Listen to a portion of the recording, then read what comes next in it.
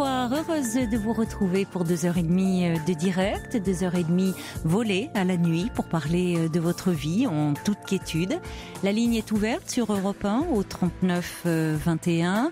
Sonia et Paul vont vous y accueillir jusqu'à 1h du matin. Et alors, je me suis aperçue que j'avais oublié hier de souhaiter la fête de Paul. C'était la Saint-Paul. Heureusement, Nicole de la Nièvre, veillée au grain, a appelé. Il paraît d'ailleurs que vous avez été nombreux à lui souhaiter une bonne fête. Je suis désolée, c'est vrai que moi, les fêtes, je retiens pas, je fête pas finalement. Donc, bon, c'est complètement passé à l'âge. Je comprends pourquoi il était un peu ronchon hier, Paul, après l'émission. Voilà, il s'intéresse plus à moi. Bon, alors, très bonne fête à Paul, à tous les Pauls. Et aujourd'hui, j'ai dit, tant qu'à faire, on va souhaiter une bonne fête au Saint du jour. Et Fifi a regardé sur internet, il me dit non, je sais pas, je trouve pas, il a pas trouvé le saint du jour, mais en tout cas, on pense à vous, on vous embrasse quand même.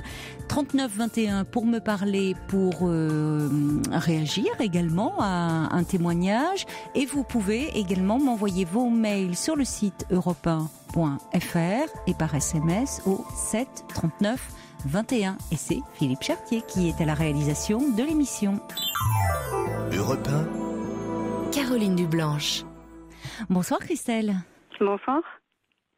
Alors Christelle, vous m'appelez pour me parler de votre couple. Oui. Parce que vous avez quelques difficultés même avec votre mari. Oui. Donc oui, mon mari qui est dépressif. Donc ça fait, je pense, plusieurs années, et ça s'est, si vous voulez, développé de plus en plus belle avec le temps, en fait. Et voilà, donc il est complètement désocialisé, hormis le fait qu'il travaille quand même. Oui, il peut avoir quand même conserver son activité professionnelle.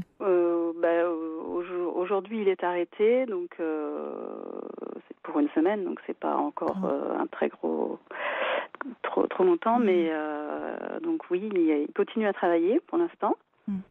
Voilà. Sinon, il a pas d'amis, très peu de contact avec sa famille, pas d'activité extra-professionnelle, il fait pas de sport, donc voilà, il est centré que sur son boulot. Et je pense qu'à force, il trouve plus l'énergie qu'il pouvait trouver dans son boulot. Je pense qu'il la trouve plus. Et du coup, il est perdu. Et puis voilà. Donc il se laisse aller. Et le problème, c'est qu'à force, c'est moi qui commence aussi à perdre mon énergie. Donc oui, c'est lourd aussi pour vous. Ouais. Ça dure depuis plusieurs années. Oui, je pense que moi j'ai commencé à trouver en 2007, j'avais commencé à trouver des faits un peu bizarres, c'est-à-dire que quand on était en vacances, il avait plus la patate pour faire des choses, aller se promener, tout ça. Donc du coup, je me retrouvais avec les deux enfants, et puis lui, il voulait pas faire beaucoup de choses, quoi. Donc je trouvais ça un peu bizarre, voilà. Alors j'ai mis beaucoup en fait sur le fait que comme il est enseignant, il est dans un milieu professionnel, en me disant oui, c'est à cause de ça. Oui. C'est vrai que c'est un métier où il faut donner énormément d'énergie. Oui. Un milieu un peu difficile parce qu'avec les jeunes, etc., c'est pas évident. Ça doit pas être facile. Ils ont quel âge, les jeunes auxquels ils s'adressent? Des ados, ça peut aller jusqu'à 20 ans. Oui, ça doit lui demander une énergie. Oui. Voilà, et puis c'est vrai qu'on en demande beaucoup. Enfin, donc moi j'ai tout mis, si vous voulez, là-dessus. Il n'y avait pas eu d'événement particulier dans sa vie, dans la vôtre, qui pouvait expliquer ce qui pouvait être alors qu'un passage à vide, non? En fait, c'est, si vous voulez, depuis le début, il n'a pas eu une vie très rose, on va dire. Donc, il a eu une mère alcoolique qui est morte quand lui était assez jeune. Après, il a été éduqué par une marâtre. Donc, il a... Oui, c'est le terme qu'il utilise ? Non, c'est moi qui utilisais ce terme. Vous l'avez connue, vous, cette femme ? Oui, je l'ai connue, oui. Je l'ai connue, mais moi, quand je l'ai connue, elle était... Tout ça, c'était fini, en fait. Non, parce que c'est rare qu'on utilise ça dans les contes de fées, mais c'est vrai qu'on l'utilise moi aujourd'hui, donc c'est pour ça que je réagis. Oui, c'était vraiment une marâtre. Ah oui, oui. lui a été le bouc émissaire dans la famille. Donc, comme il était en plus assez brillant et qu'il y avait sa demi-sœur qui avait le même âge que lui, ils étaient dans la même classe. Et en fait, sa belle-mère donc était directrice d'école et elle voyait d'un très mauvais œil, si vous voulez, le fait que mon mari était potentiellement un rival pour sa fille en fait. Donc il y a eu, donc elle l'a écrasé, elle a tout fait pour qu'il soit complètement mis de côté, désocialisé. Et je pense que ça a bien marché parce que je crois qu'il a vraiment vraiment du mal à aller vers les autres. Et avec vous, il est comment ? Bah avec moi, il peut être très gentil, adorable, tout ce que vous voulez. Et puis après, il y a l'autre facette où il est très colérique, où il s'occupe beaucoup de son travail. Et puis en fait, je fais le décor. Donc, il peut rester comme ça sans s'adresser à vous. Il est concentré sur son activité, mais vous, comme si vous n'étiez pas présente. Oui, c'est un peu ça, ouais. Mais quand vous dites au fond qu'il n'a pas d'amis, c'est-à-dire que vous-même vous coupez un peu des amis, vous n'en recevez plus à la maison. Ouais, là depuis 2 ans, moi j'ai un peu baissé les bras et puis j'avais plus l'énergie. Oui. En plus, moi c'est complètement l'opposé par rapport à lui, c'est que moi j'ai besoin des autres, je me nourris des autres en fait. Et lui, il se nourrit à l'intérieur de la maison. Et donc du coup moi j'ai plus d'énergie donc et puis c'est vrai que parfois je pouvais plus trop recevoir parce que lui ça le gênait ou je savais qu'il était pas en forme donc après on coupe un peu les ponts en fait avec les autres petit à petit. Il en parle lui de ça, de ce mal-être. Il se plaint parfois, il se dit fatigué ou... Oui. Oui, là dernièrement il a craqué, donc là c'est vraiment la première fois de sa vie quasiment qu'il va avoir qu'il a un arrêt maladie. Qu'est-ce qui s'est passé ? Vous dites qu'il a craqué. Que s'est-il passé exactement ? En fait, à la rentrée, là en septembre, il était pas très bien, donc moi j'avais fait en sorte qu'il soit suivi dans un centre social d'aide sociale. Oui. Et en fait, la personne qui voyait dans ce centre, en fait, il la voyait pas assez souvent. Donc, il a décroché. Voilà. Il avait accepté, sinon. Hein, Ouais. Mais bon, c'est parce que moi, je le pousse, en fait. Donc après, moi, je lui ai dit, écoute, ce qu'on peut faire, c'est essayer d'aller voir un conseiller conjugal. Donc en ce moment, on voit un conseiller conjugal. Et puis la dernière fois qu'on y est allé, parce qu'en fait, il s'entend assez bien avec la conseillère. Et en fait, la dernière fois qu'on y est allé, il a craqué. Il a dit, moi, je suis pas bien du tout, ça va pas du tout. Il a complètement craqué pendant la séance. Ouais. Et que lui a dit cette conseillère ? Qu'est-ce qui a été proposé à ce moment-là ? La conseillère, elle a dit, écoutez, je propose d'appeler tout de suite le médecin. Oui. Tellement elle le trouvait mal. Oui. Donc il a appelé le médecin. Et puis après, elle lui a dit, j'ai un numéro de téléphone. Je connais un psy qui est très très bien parce que moi je ne suis pas psychologue, donc je peux pas vous aider vu dans l'état où vous êtes. Et le problème, c'est qu'il n'a pas appelé du tout le psy, quoi. Oui, il faut l'encourager. Il faut vraiment le pousser. Ça serait bien qu'il voie un psychiatre. Parce il ne veut pas prendre de médicaments, hein. Donc c'est ça. Bon, écoutez, le médecin verra avec lui. De toute façon, on peut pas forcer quelqu'un à prendre des médicaments. C'est important d'avoir la coopération de la personne. Il faut évaluer, mais beaucoup de personnes sont comme lui réticentes et ne souhaitent pas prendre de médicaments. Hein. Parfois, c'est nécessaire. Si réellement, et dans ce que vous décrivez, ça y ressemble quand même, il est dans un épisode dépressif et un peu installé depuis plusieurs années, ça sera peut-être nécessaire pour remonter la pente. Mais bon, ça, vous voyez, on ne force jamais la main. Il faut voir, parallèlement à ça, il faudrait une psychothérapie, parce que la thérapeute de couple, la conseillère conjugale a bien réagi. C'est-à-dire qu'elle est là, pour vous aider sur tout ce qui concerne la relation de couple. Le problème, c'est que c'est vraiment un problème d'indication qui se pose. Si elle peut pas traiter, elle peut pas vous aider à avancer sur cette relation de couple, si il y a quelque chose quand même d'un mal-être qui vient vraiment là de votre mari et qu'il faut prendre en compte. Qui a des répercussions évidentes sur votre relation. Et vous, vous êtes endurante, je trouve, parce que non, mais parce que c'est déprimant de vivre auprès de quelqu'un qui est très déprimé, ou comme vous dites, votre vie finalement vous aussi tourne au ralenti, alors que vous n'êtes pas dans cet état-là. Donc je vais finir par le devenir, c'est ça qui m'inquiète. C'est le risque. Donc c'est bien que vous réagissiez. C'est ce qui peut le pousser lui à réagir, c'est ce qui le fait un peu réagir. Sinon, une des caractéristiques quand même de la dépression, c'est que souvent la personne ne se replie sur elle-même, c'est ce que vous décrivez, ne demande pas d'aide. Parce que au fond, alors il y a des degrés dans la dépression, évidemment, c'est ce qu'il faut aussi pouvoir évaluer, mais souvent le contact avec l'autre devient difficile parce que tout est au ralenti. Là, il certainement met toute son énergie, comme vous l'avez dit très justement, dans son travail, et que une fois qu'il a pour tenir, et tant mieux qu'il ne soit pas sur ce plan-là désocialisé, parce que ça l'aide, et ça l'aide aussi certainement à garder une bonne estime de lui, de pouvoir encore travailler. La dépression, c'est aussi se sentir nul et incapable. Donc au moins sur ce plan-là, il peut conserver le cap. Mais certainement qu'il est à côté, il peut plus rien faire d'autre. Il a plus l'énergie. Mais là, quand je lui ai dit, t'as toujours pas appelé le psy, donc il s'est mis en colère, m'a dit que je le harcelais, que de toute façon, si je lui demandais d'aller voir le psy, il ferait tout le contraire, parce qu'il fallait pas lui imposer des choses. Oui, donc, il devient agressif. Mais là, il faudrait que ça revienne à ce moment-là. Puisqu'il a pu établir un bon contact avec cette conseillère conjugale, il faudrait qu'elle insiste là-dessus, revienne là-dessus. Peut-être qu'il accepterait mieux d'un tiers. Comme elle l'avait fait quand il a craqué. Où là, vraiment, ça relevait du médecin. Son médecin aussi, puisque c'est le médecin traitant qu'il a vu à ce moment-là.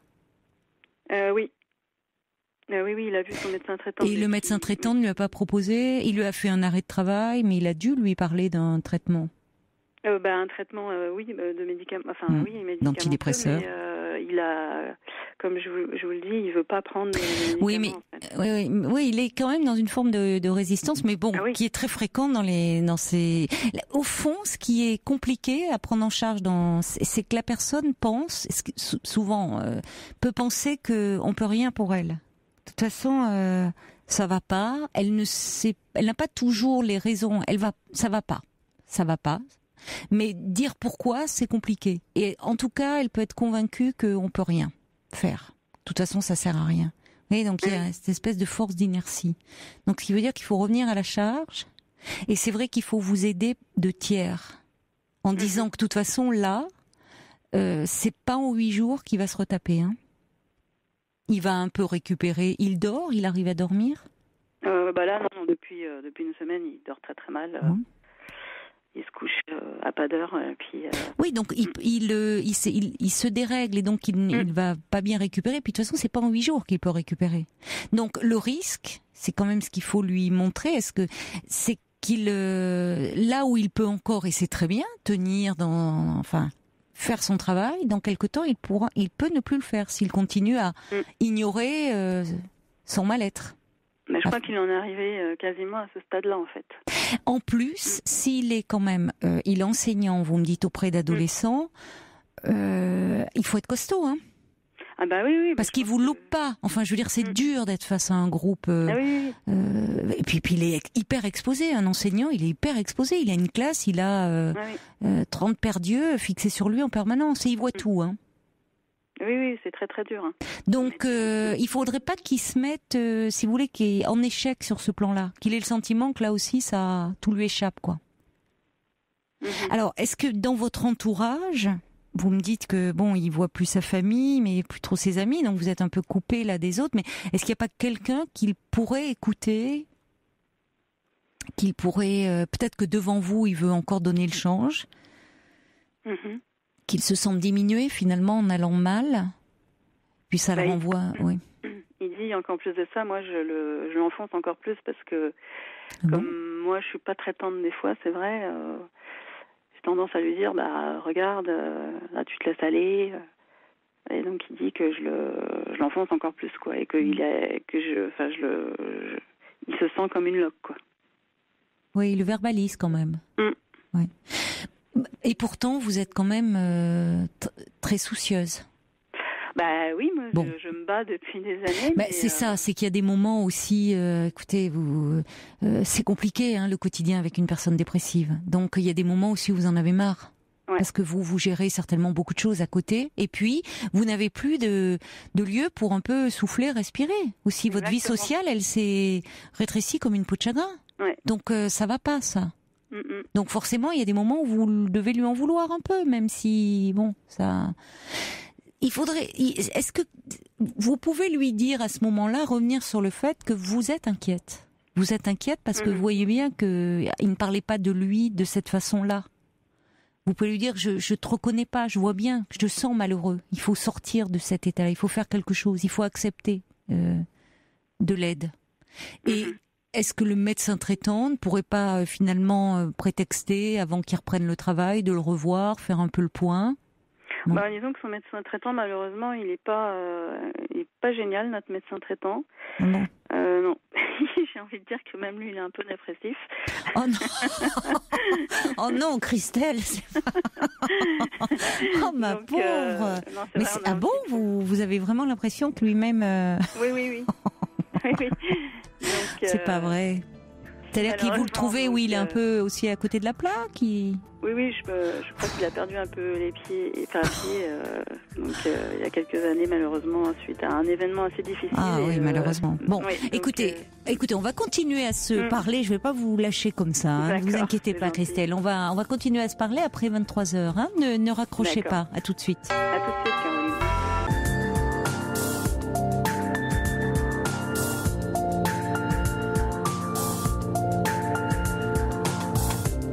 Nous sommes en direct jusqu'à 1h du matin. L'antenne d'Europe 1 est ouverte tous les soirs pour que vous puissiez aborder tous les sujets qui vous tiennent à cœur et échanger avec d'autres auditeurs afin de vous entraider. Le 3921 est à votre disposition si vous souhaitez me parler ou me poser des questions.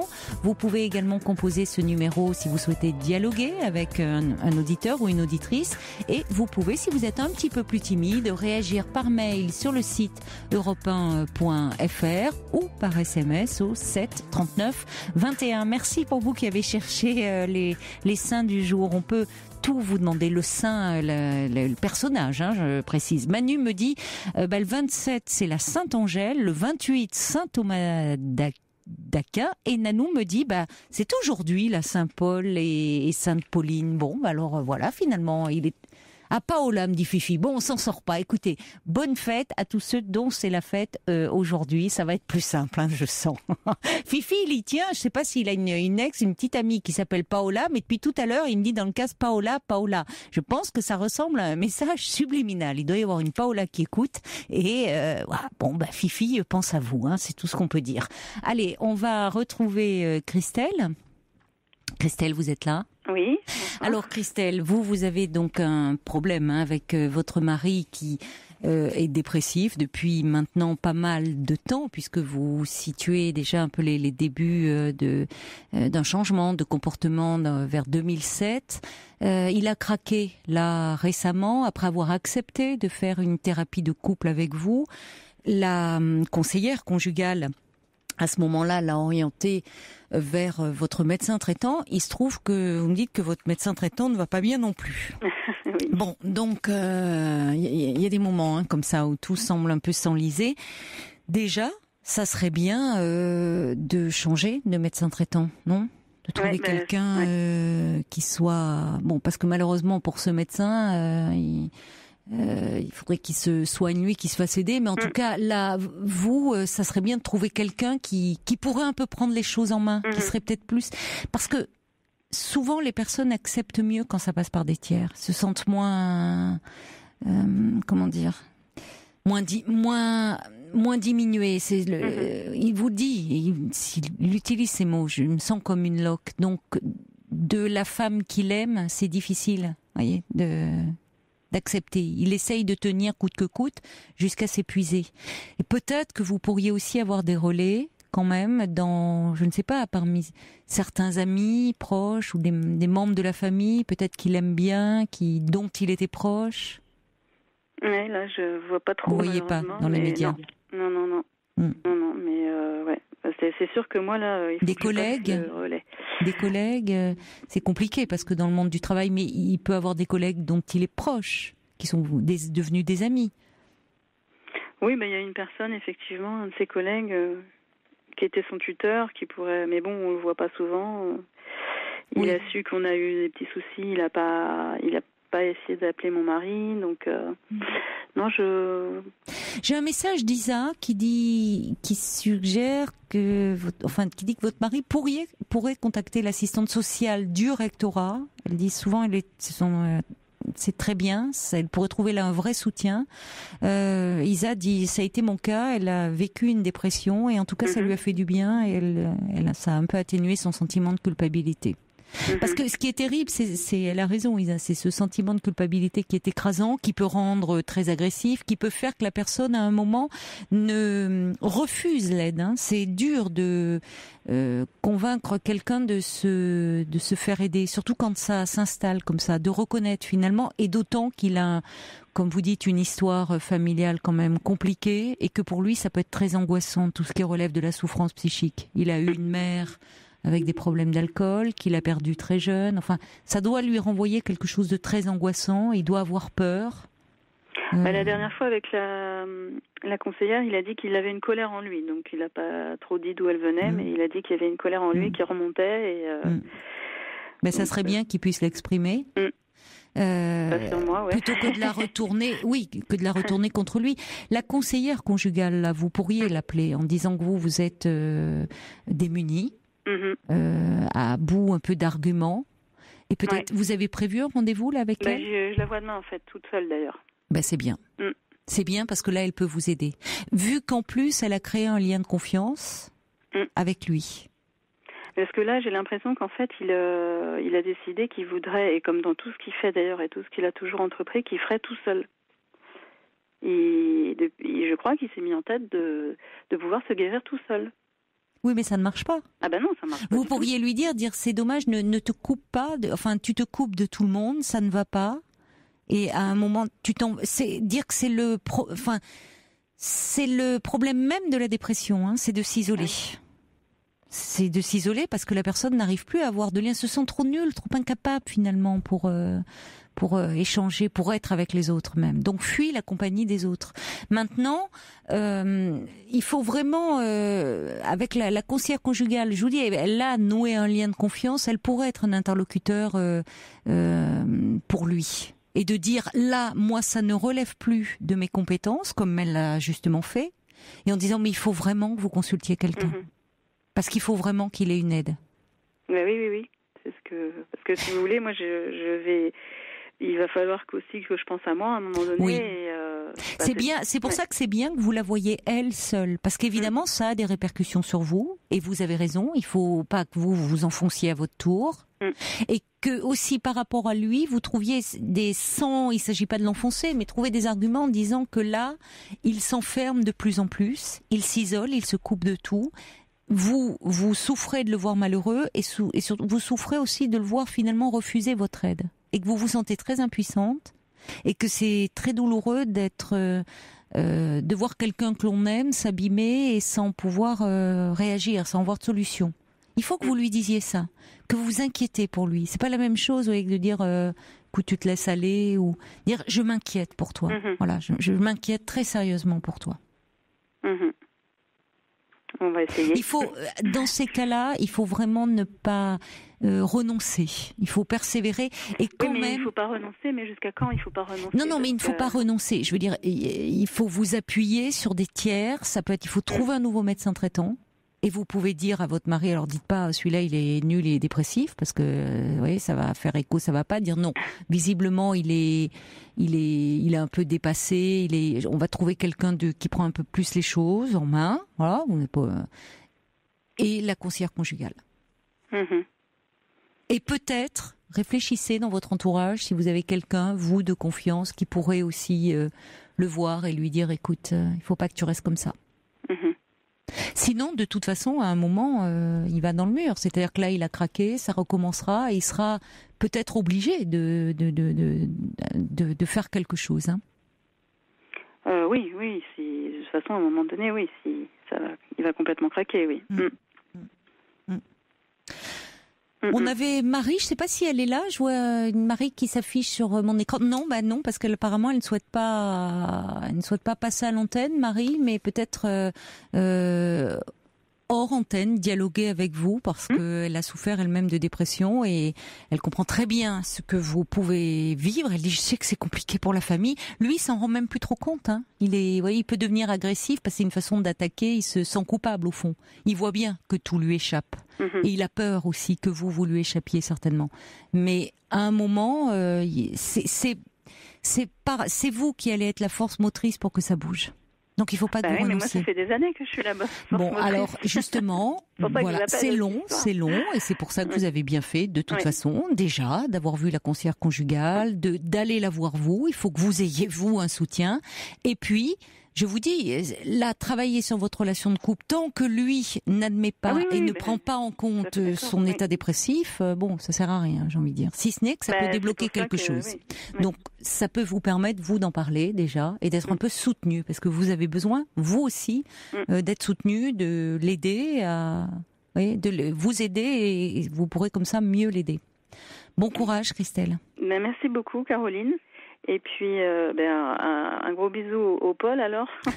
C'était la fête. Oui, merci pour lui, c'est gentil. Et un gros bisou à vous aussi, j'en profite.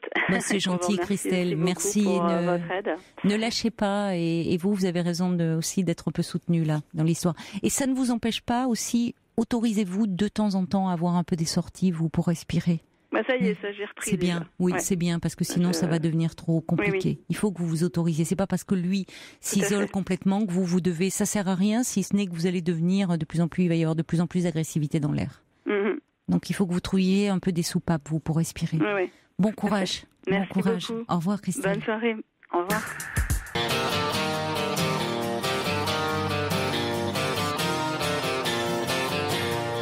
Toujours vivant, rassurez-vous, toujours la banane, toujours debout. Je suis retapé, remis sur pied, droit sur mes guiboles, ressuscité.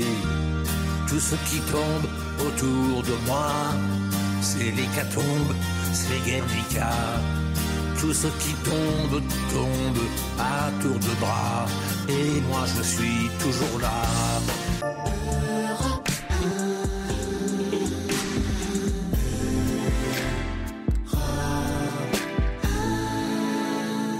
On attend avec impatience la sortie de son album au printemps, peut-être, avec les hirondelles et les beaux jours.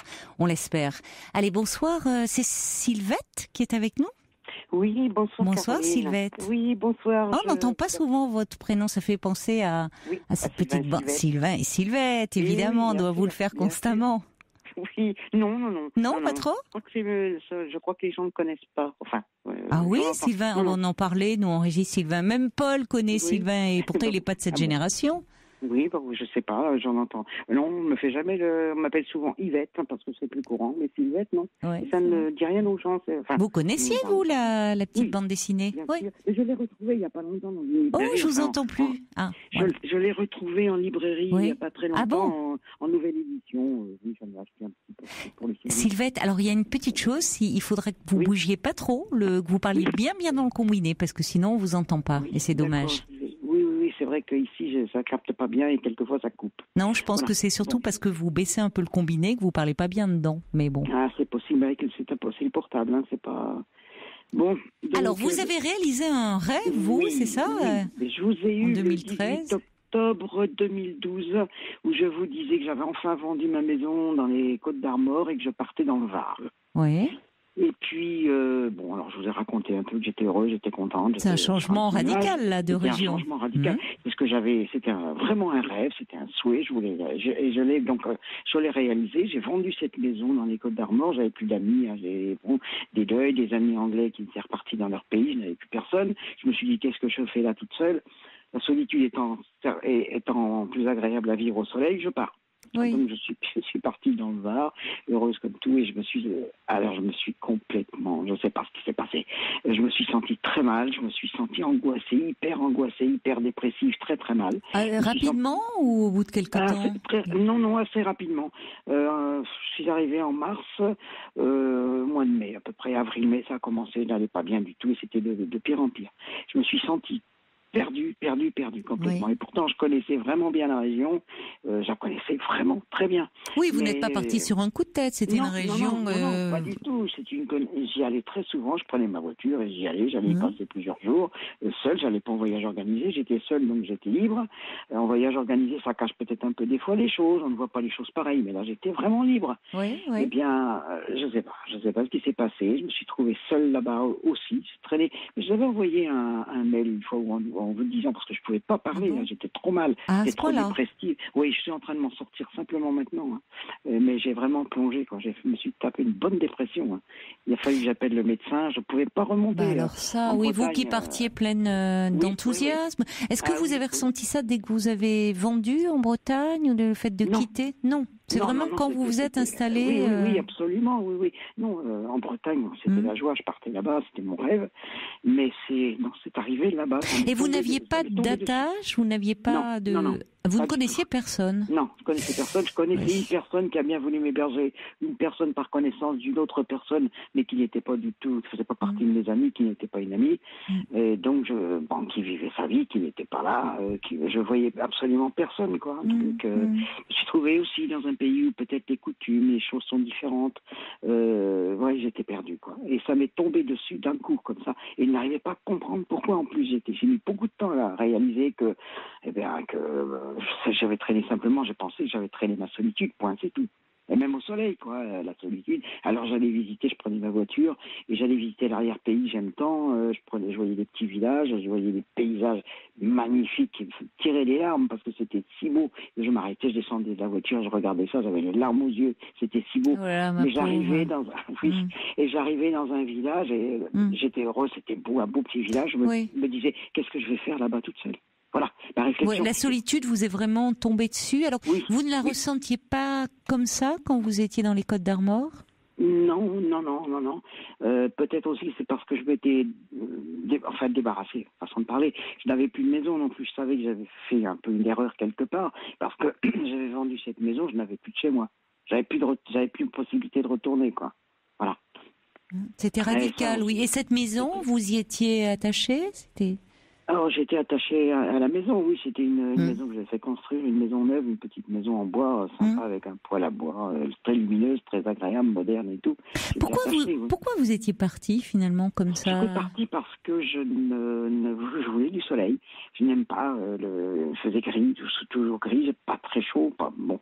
C'était les Bretons vont pas être contents, ils vont me dire oh là là là là. Non, pas tous, c'est pas tous. Parce que moi ce que j'aime dans la Bretagne, c'est que justement je trouve c'est pas monotone, il y a des paysages, enfin le temps change dans une même journée plusieurs fois. Moi c'est ce que j'aime justement, je trouve ça correspond bien à des tempéraments comme ça, il y a tout d'un coup il pleut mais après il va y avoir un grand soleil, il faut vite courir justement profiter pour aller se baigner tant qu'il moi j'aime, mais c'est vrai que c'est une façon d'être. Alors après, par moment, je comprends que le soleil vous manquait, et puis au fond, ça dépend de quelle région de Bretagne aussi. Par exemple, là, j'ai c'est vrai aussi. Une amie m'a sauvé la vie, elle m'a hébergé chez elle.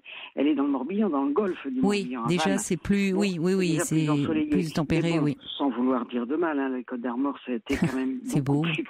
Mais par contre, les gens sont hyper gentils. Là, je reçois un message d'Osiris qui dit, de toute façon, la Bretagne, c'est une seconde peau. Vous voyez, il y a des vrais amoureux, je comprends. Oui, exact, oui, tout à fait.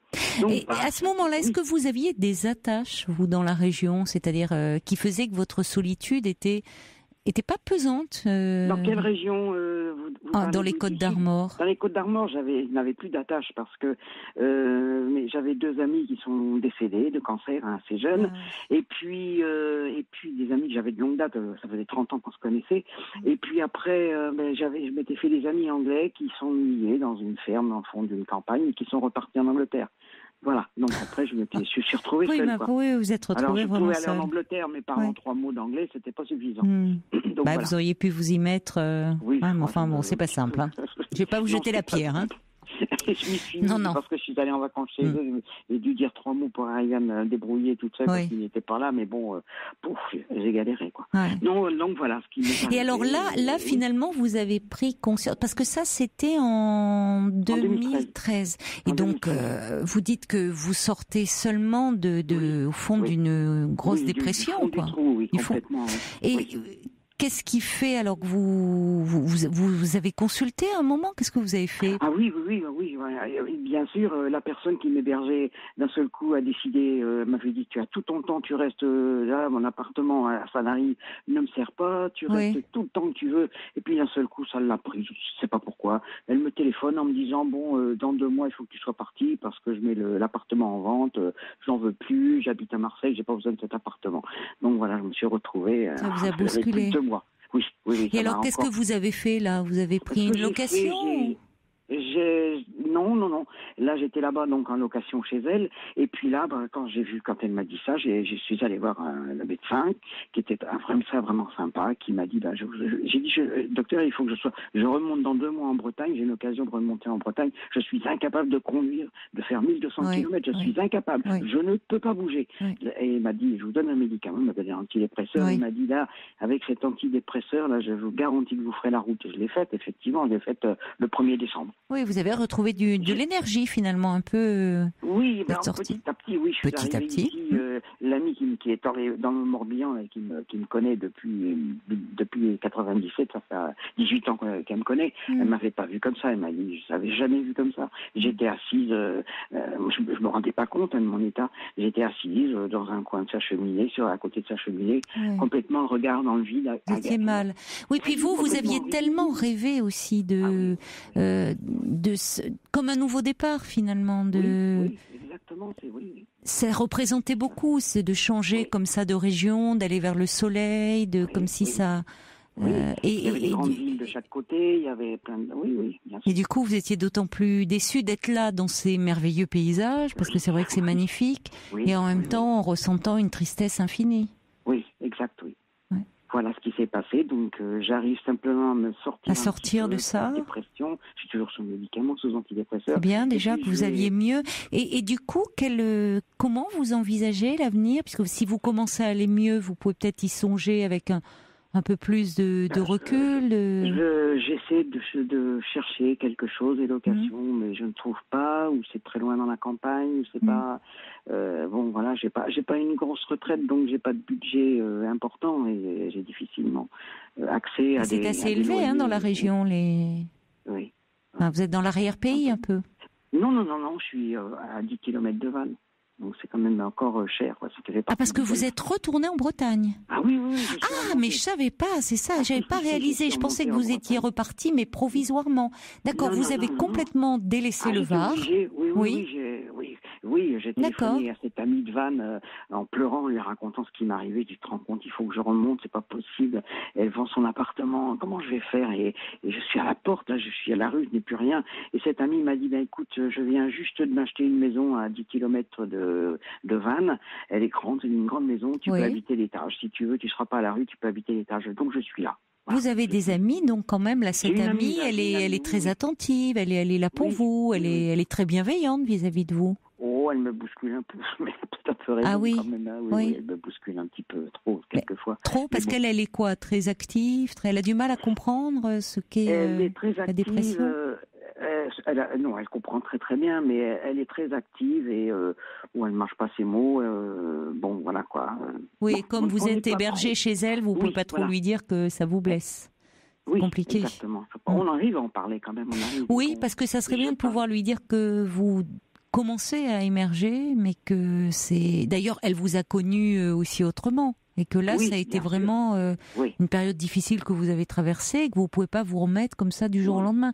C'est vrai sûr. qu'il y a des phrases qu'il faudrait vraiment éviter face à des personnes qui sont en dépression. C'est ce que nous disait Christelle, elle se rendait bien compte, mais le côté tu te laisses aller, coup de feu, un effort, allez, bouge-toi. Parce que ça enfonce un peu plus les personnes dans leur sentiment d'incapacité et du fait qu'elles sont nulles. Oui, elle me dit... Au contraire, elles ont besoin d'être valorisées, là. Oui, Encouragées, stimulées, mais stimulées de façon positive. Ouais. Elle me dit, tu ne ris plus, t'as vu, ce que tu fais, c'est sûr que les gens vont parler vers toi, ta tête que tu fais, bon, voilà. Quoi, oui, c'est pas sympa, ça. C'est pas gentil de vous dire ça. Mais bon, elle m'a accueilli, je ne dis rien, parce que c'est vrai qu'elle n'avait pas été là, j'étais à la rue, carrément. Oui.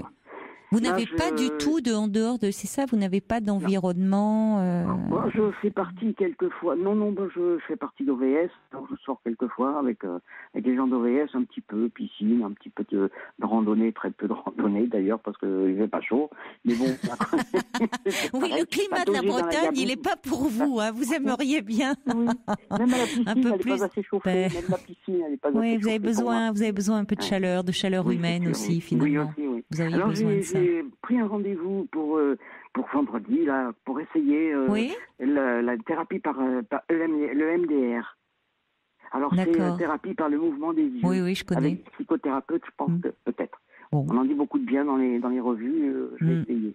Parce que, essayer d'en sortir. Parce que pourtant, vous êtes quelqu'un qui parle bien. Enfin, je veux dire, j'espère que si vous appréciez, fait ça, si c'est un premier, si c'est un support pour pouvoir parler, c'est bien. Parce que je trouve que vous êtes quelqu'un qui vous avez retrouvé, on sent que vous allez mieux parce que vous avez un débit verbal même assez rapide, quoi. Donc ça pourrait vous profiter même. Ne renoncez, c'est bien l'idée de chercher un endroit, une thérapie en tout cas, pour prolonger, pour continuer ça. Ça va revenir, hein, le sourire et même le rire. Ça va revenir, mais ça prend un peu de temps. C'est vrai que quand on est dans une dépression, on le voit, même le visage, est plus fermé. On n'a pas envie parce qu'il n'y a plus de plaisir. C'est ça, il n'y a plus de plaisir du tout, il n'y a plus d'élan, il n'y a plus rien. Ça revient, mais il faut du temps. Et déjà, ce qui est bon signe, c'est que vous cherchez des choses pour aller mieux. Vous avez envie d'aller mieux. Et ça, c'est important. Oui. Il faut absolument que j'avance, que je retrouve quelque chose, que je vive chez moi. Quand je ne peux pas continuer à vivre chez quelqu'un. Il y a Marie qui vous comprend très bien parce qu'elle dit les Côtes d'Armor, ce sont les plus belles.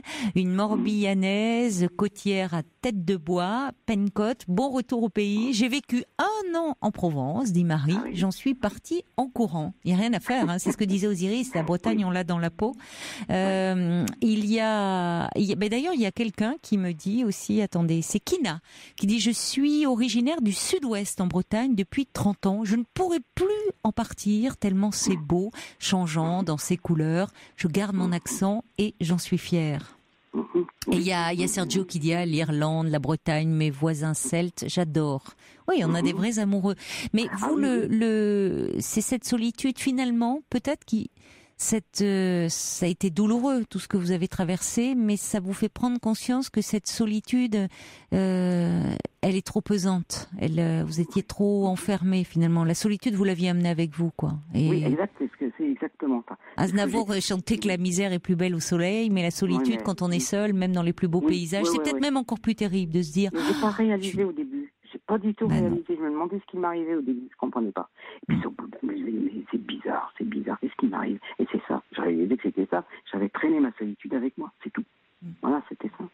Oui, mais peut-être qu'à ce moment-là, vous vous étiez accommodé, tant bien que mal, de cette solitude. Oui. Et que vous caressiez ce rêve et que vous avez réalisé, c'est bien de l'avoir fait. Parce que peut-être sinon vous seriez resté dans cette idée que la vie serait tellement mieux ici, là-bas, au soleil. Vous l'avez réalisé. Il fallait du courage pour partir. Vous avez essayé. Et après tout, ça arrive à tout le monde. Pour prendre une décision, se rendre compte que ça ne nous correspond pas, que ça va pas, on peut revenir en arrière, on peut reprendre un autre chemin. Exact. C'est pas irréversible. Oui, bien sûr. Bon, ça m'empêchera pas d'y retourner, faire un tour parce que j'aime toujours. Ça n'a pas. Oui, c'est différent, bien sûr, et vous apprécierez d'autant plus. Bien sûr. Vous apprécierez. Ce que dit Margaret, il vaut mieux le soleil des amis de randonnée bretons que le soleil du Var sans personne. Ah, tout à fait. c'est un petit peu ce que j'ai ressenti là-bas, cette solitude et personne, quoi.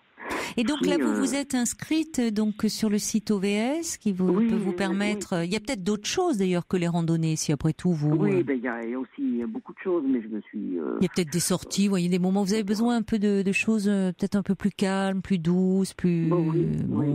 Mais bon, là, j'étais tout juste arrivé du Var, je suis allé à un concert dans un pub à Radon, puisque c'est la ville sympa, la ville de la côte de Panne. À Radon, il y avait une soirée, repas et soirée musique. Oui. Et je me suis déjà fait une bonne, faut pas dire une amie, mais au moins une bonne copine. Quoi. Oh, mais c'est génial. Alors, de temps ça. en temps, on va prendre un verre ensemble. L'autre jour, on est allé à la pêche à pied ensemble. Voilà quoi. Oh, ben c'est formidable, vous voyez. Ça c'est la Bretagne. Ça c'est l'avantage. Oui, mais c'est vrai qu'il y a un rapport comme ça très. Oui. Dans un premier temps, il y a un côté presque un peu abrupt, un peu, mais direct, quoi, vrai, sincère. Il y a quelque chose de. Oui. C'est vrai. Tout à fait, c'est vrai. Moi, je découvre depuis peu et j'aime vraiment beaucoup cette région. Mais je suis comme vous. Moi, je comprends très bien que vous ayez pu être tiraillé à ce point-là parce que j'aime aussi énormément la Provence. Ah oui, j'aime énormément la Provence. Ah oui. Et c'est vrai que l'idéal, ce serait d'avoir les deux. Oui, bien sûr, voilà. Pouvoir y aller quand il fait pas, parce que l'été il fait quand même très très chaud. Moi, je sais que cette chaleur, ça plombe, ça m'enlève un peu toute énergie. Donc la Bretagne, il y a un côté très vivifiant, mais c'est vrai que pour un peu les demi-saisons et autres. Voilà, les demi-saisons. Les garrigues, les bon. Là, j'étais là-bas, donc j'étais là-bas au mois de mai, bien entendu, en 2013. C'est de toute beauté, tout est en fleurs, tout sent bon, tout. C'est magnifique. Oui, oui. Non, mais je comprends parce que c'est vrai que c'est comme vous, j'aime vraiment énormément ces l'arrière-pays, juste au-dessus de Toulon, là, quand on prend les petites montagnes au Lioul et puis les gorges de Lioul au-dessus de Toulon, il y a des paysages magnifiques là-haut. Oh, on a plein d'auditeurs dans cette région aussi. Je pense, j'embrasse très fort Alix qui m'envoie toujours de très jolies cartes, qui nous parle avec beaucoup de poésie de sa belle garrigue. Il y a aussi Catherine qui est à Grasse, qui envoie souvent peut-être c'est bientôt le mimosa là où c'est déjà passé. Ben voilà, les premiers à chaque fois j'ai un peu de mimosa, elle emporte un peu de soleil comme ça, donc il y a aussi beaucoup d'auditeurs dans cette région. Bambi dit le soleil va de nouveau pointer le bout de son nez, même dans la grisaille. Regardez, Renaud s'est bien relevé après 10 ans d'un sommeil douloureux. Alors, il faut jamais. Et finalement, ça vous aide. Maintenant, vous voyez, je trouve ça courageux, moi, d'aller voir comme ça, toute seule, dans un pub, un concert. Enfin, il faut y aller, je trouve. Non, mais c'est vrai. Il y a des gens qui diraient oh non, toute seule, c'est compliqué. Ben regardez, vous vous êtes fait une amie là. Oui, absolument. Oui. Je suis allé à la piscine aussi, mais je vous dis 2 fois, 3 fois. La troisième fois, j'ai dit non, c'est trop froid. Mais c'est pareil. Bon, j'étais à la piscine avec des gens, pareil, plutôt tailler la bavette que de nager, mais bon, voilà, nager un petit peu et puis parler beaucoup. C'est sympa. Exactement, vous faites ce qui vous fait. Vous faites ça parce que c'est ce qui fait plaisir. C'est bien. À un moment, vous voyez que vous retrouvez, ça va mieux, parce qu'à un moment, quand vous alliez très mal, vous n'arriviez plus à parler. Non. Vous disiez que vous n'arriviez même plus, vous auriez aimé appeler, vous n'avez pas pu. Ah non, j'ai essayé plusieurs fois et j'ai envoyé. Et puis Paul me disait, j'ai pas réussi à vous joindre et je ne pouvais pas. Je me suis dit, mais qu'est-ce que je vais raconter, Caroline? Je veux pas le dire. Je ne peux pas parler de cet échec, quoi. Et voilà. Mais il faut pas le considérer comme un échec. Moi, je trouve au contraire, vous seriez resté, comme vous dites, avec des regrets. Vous avez essayé. Bon, ça ne vous a pas plu, ça ne nous a pas convenu. Et il y a toujours possibilité de revenir en arrière, et différemment, parce que vous revenez pas dans le même état en arrière. Vous prenez aussi, ça a été une prise de conscience aiguë et douloureuse, que vous étiez trop seul. Oui. Et du coup, ça vous donne l'envie aujourd'hui d'ouvrir un peu, de créer de nouveaux liens. Et d'être entouré, et d'avoir, c'est aussi, vous cherchiez le soleil, vous cherchez la chaleur, mais beaucoup de chaleur humaine aussi. Et vous pouvez en trouver là où vous êtes. Ah, ici en Bretagne, oui. Oui, ça, bien sûr. Bien sûr. Oui, tout à fait. Bon, je suis bien contente d'avoir de vos nouvelles, mais c'est intéressant votre témoignage, parce que ça montre qu'il faut quand même être toujours prudent quand on prendre des décisions, et vous l'aviez pas pris sur un coup de tête, mais de se dire parfois, on espère un changement de vie au fond, que tout va changer, et d'arriver comme ça, peut-être aussi passer un certain âge où c'est plus compliqué que quand on est plus jeune et qu'on se crée des liens et des amis plus facilement. Il faut bien le dire qu'après passer 40 ans et tout ça, c'est plus compliqué, et d'arriver dans une région où on ne connaît vraiment personne, quoi. C'est pas évident de se reconstituer un réseau, un tissu affectif, même si on va dans des associations. Enfin, il faut du temps. Et tout d'un coup, être privé de tous ces repères, c'est pas étonnant qu'on puisse un peu s'effondrer parfois. Hein. Ah oui. Donc, c'est le mot, c'est s'effondrer, oui, exactement. C'est ça, oui, tout à fait. Il y a David qui dit vous avez bien fait d'aller dans ce pub parce que c'est vrai que c'est super. Il dit vive les British. Et puis voyez, vous qui parliez, vous n'osiez pas nous parler de ce que vous considériez à ce moment-là comme un échec. Hein. Muriel dit quelle belle et courageuse expérience de vie, chapeau breton, dit Muriel. Et il y a Monique qui dit j'habite à Auray. Tiens, j'ai répondu à une petite carte de vœux là justement de quelqu'un qui se trouve à Auray, à côté de chez vous. Monique qui vous donne son numéro de portable si vous avez envie de parler avec elle, d'échanger hors antenne avec elle. Bien sûr, Bon, alors ne raccrochez pas.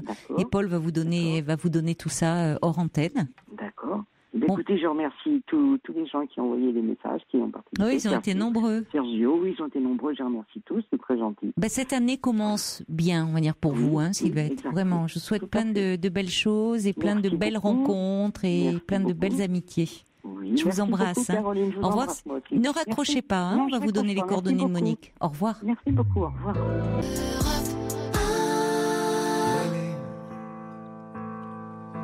Take another walk out of your fake world.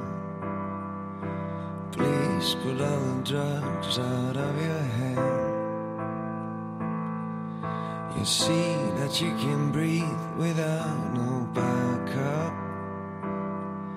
So much that you got to understand.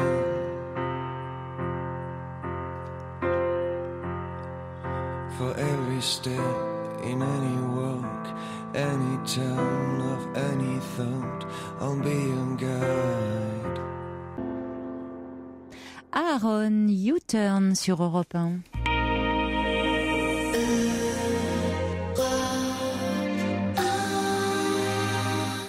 Nous sommes ensemble et en direct comme tous les soirs jusqu'à 1h du matin. La ligne est ouverte au 39 21. Alors n'hésitez pas à m'appeler si vous vous sentez un peu seul, si vous avez du mal à trouver le sommeil, si vous vous retrouvez confronté à une situation que vous avez un peu de mal à démêler seul. Je suis là pour essayer de vous aider. 39 21.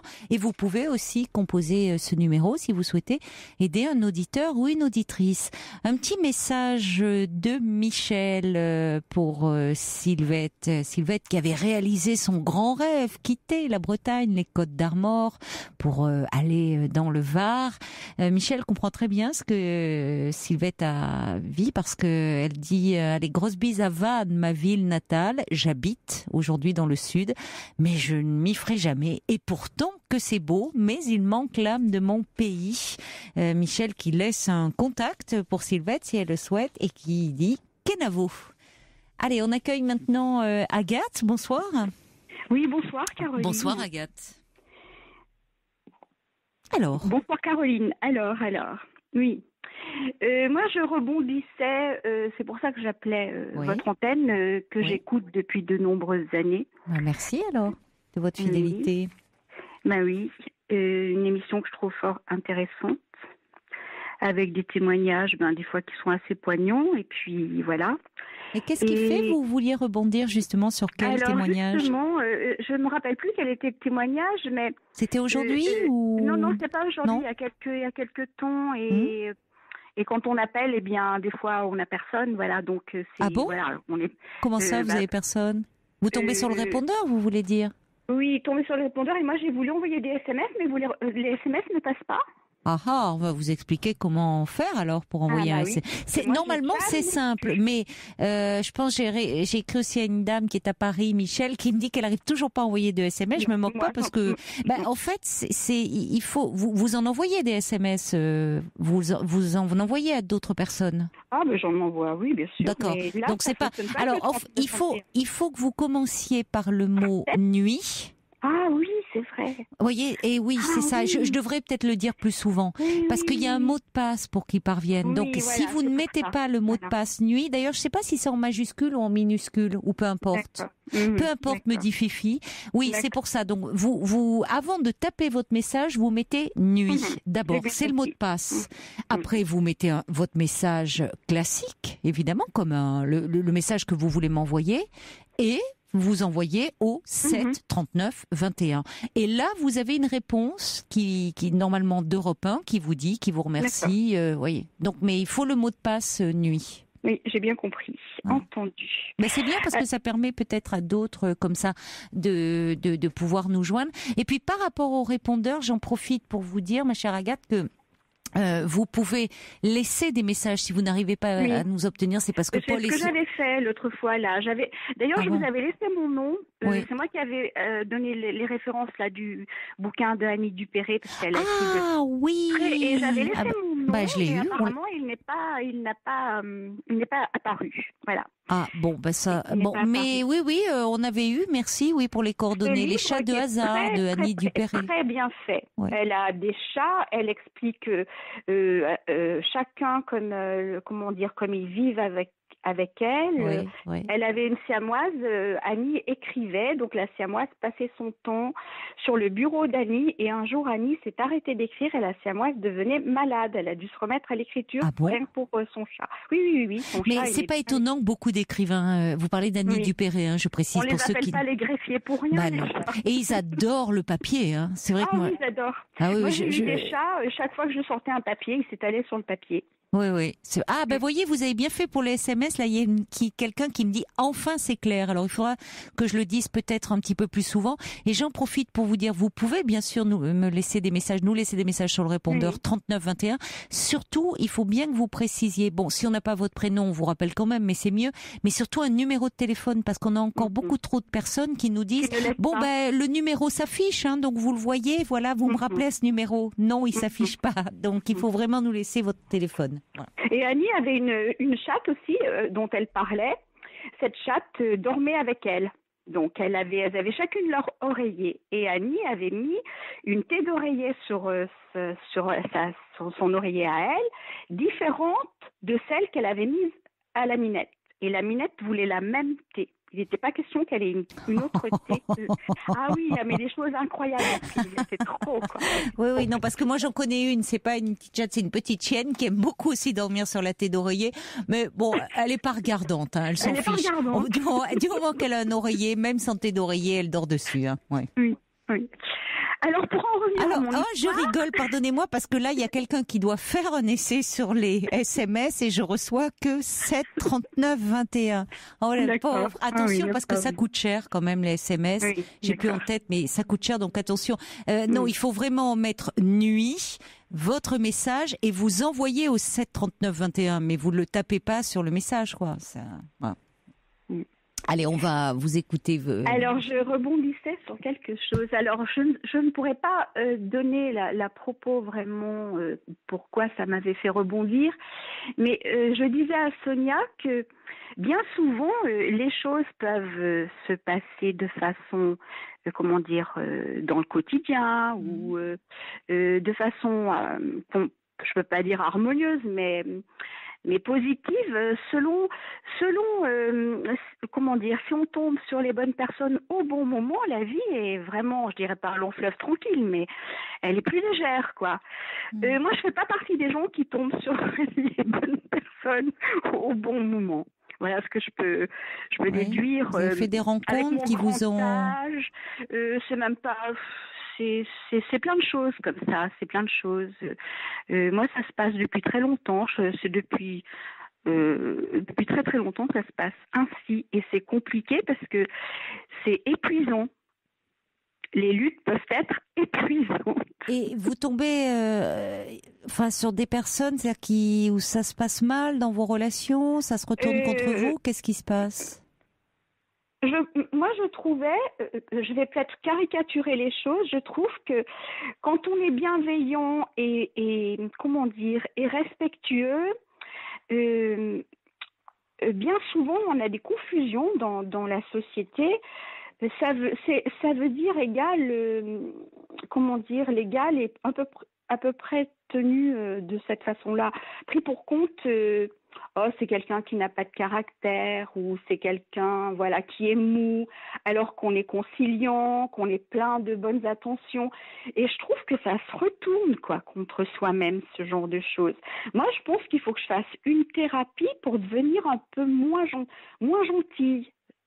Moi, j'ai l'impression de ça pour ce qui me concerne actuellement, quoi. Je ne sais pas si c'est pour être moins gentil, peut-être pour un peu être moins en difficulté dans vos relations, parce que souvent, je trouve à tort, on dénigre la gentillesse, qui est une vraie qualité, et d'autant plus, on en a tellement besoin, Moi, je trouve que, Caroline, on est dans une société, écoutez, vous prenez des émissions de télévision, c'est toujours la dualité, la perversité qui est vraiment, banalisée de façon outrancière. Je trouve quand même, on est dans une société qui est quand même perverse, quoi. Quelque part, il y a des choses qui sont terriblement terribles.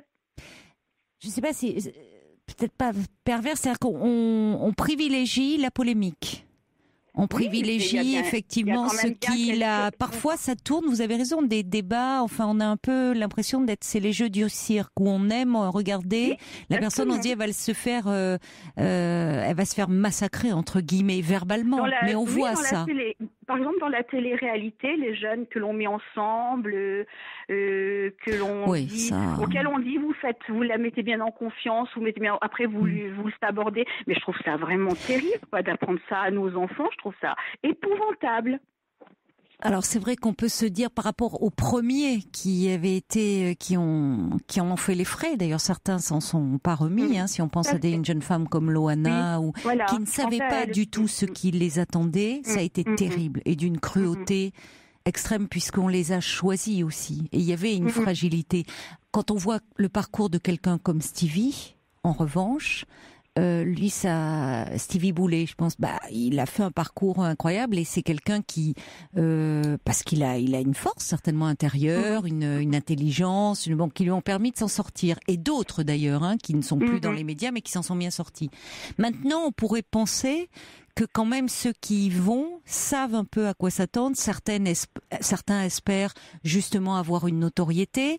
Derrière, évidemment, qu'il y a le cynisme des boîtes de production qui utilisent, qui se servent de l'autre. Et c'est vrai que je suis d'accord avec... Il y a quand même bien du cynisme, c'est bien ce que moi je trouve que dans le cynisme, il y a quand même de la perversité. Il y a une forme de perversité quelque part. De cynisme. Maintenant, c'est vrai qu'on met plutôt en avant, même dans des débats, dans des émissions qui ne sont pas de la télé-réalité, la petite phrase, le mot qui va faire mal, comment on déboulonne l'autre, déstabiliser. C'est vrai que c'est plus ça que la bienveillance. Mais c'est très banalisé. C'est ça que je trouve assez impressionnant, quoi. Mais pour autant, par rapport à ce que vous dites, il n'empêche que la gentillesse, quand même, au fond, reste une vraie qualité. Oui, ça reste. Je suis entièrement d'accord. La difficulté, c'est quand on est en difficulté, comme vous me dites l'être dans vos relations, vous avez raison de songer peut-être à aller en parler. C'est très difficile, c'est quand on est. Moi, je suis quelqu'un qui n'a pas de répartie. Donc, quand je dois répondre et que je suis dans la phase de réponse et vraiment impliquée, je n'ai pas de recul et je suis en apnée. Je ne peux pas répondre. Oui, parce que vous êtes trop blessé, vous êtes. Ah oui, trop... oui, vous savez, on est nombreux comme ça. Hein, l'esprit de répartie, c'est. Je crois que ça se cultive, et puis c'est aussi une forme de talent. Enfin, que moi j'envie aussi à beaucoup. Enfin, c'est pas facile quand on est trop atteinte ou une personnalité un peu émotive. Ça vient, mais ça vient plusieurs heures après, quoi. C'est trop tard. Je pense qu'en thérapie, une personnalité, comme vous dites, trop émotive, on peut arriver à l'aider et bien à sûr, transformer. Bien sûr, parce que ces émotions, au lieu de finalement d'être un peu envahies et tétanisées, et pétrifiées, que ça nous mette en difficulté, on peut en faire une force au fond, parce Exactement. que être dans une relation un peu plus sincère, plus authentique, se protéger des relations qui nous correspondent pas. Donc oui, bien sûr que ça peut aider à avoir des relations plus apaisées. Il faut déjà être un peu apaisé soi-même. Oui, tout à fait. Mais moi, je pense qu'il y a des choses aussi qui se jouent. Comment dire, on dit souvent que la personnalité et le futur de notre vie se jouent dans les âges de l'enfance, de 0 à 6 ans. Et je pense que si on n'a pas été entendu quand on était enfant et qu'on n'a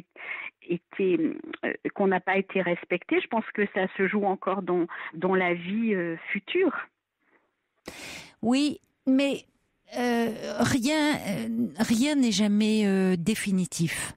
Bien sûr que les fondations sont jetées dans l'enfance. Voilà, tout à fait. Je ne vais pas vous dire que c'est pas là. Il y a quelque chose d'important qui se joue.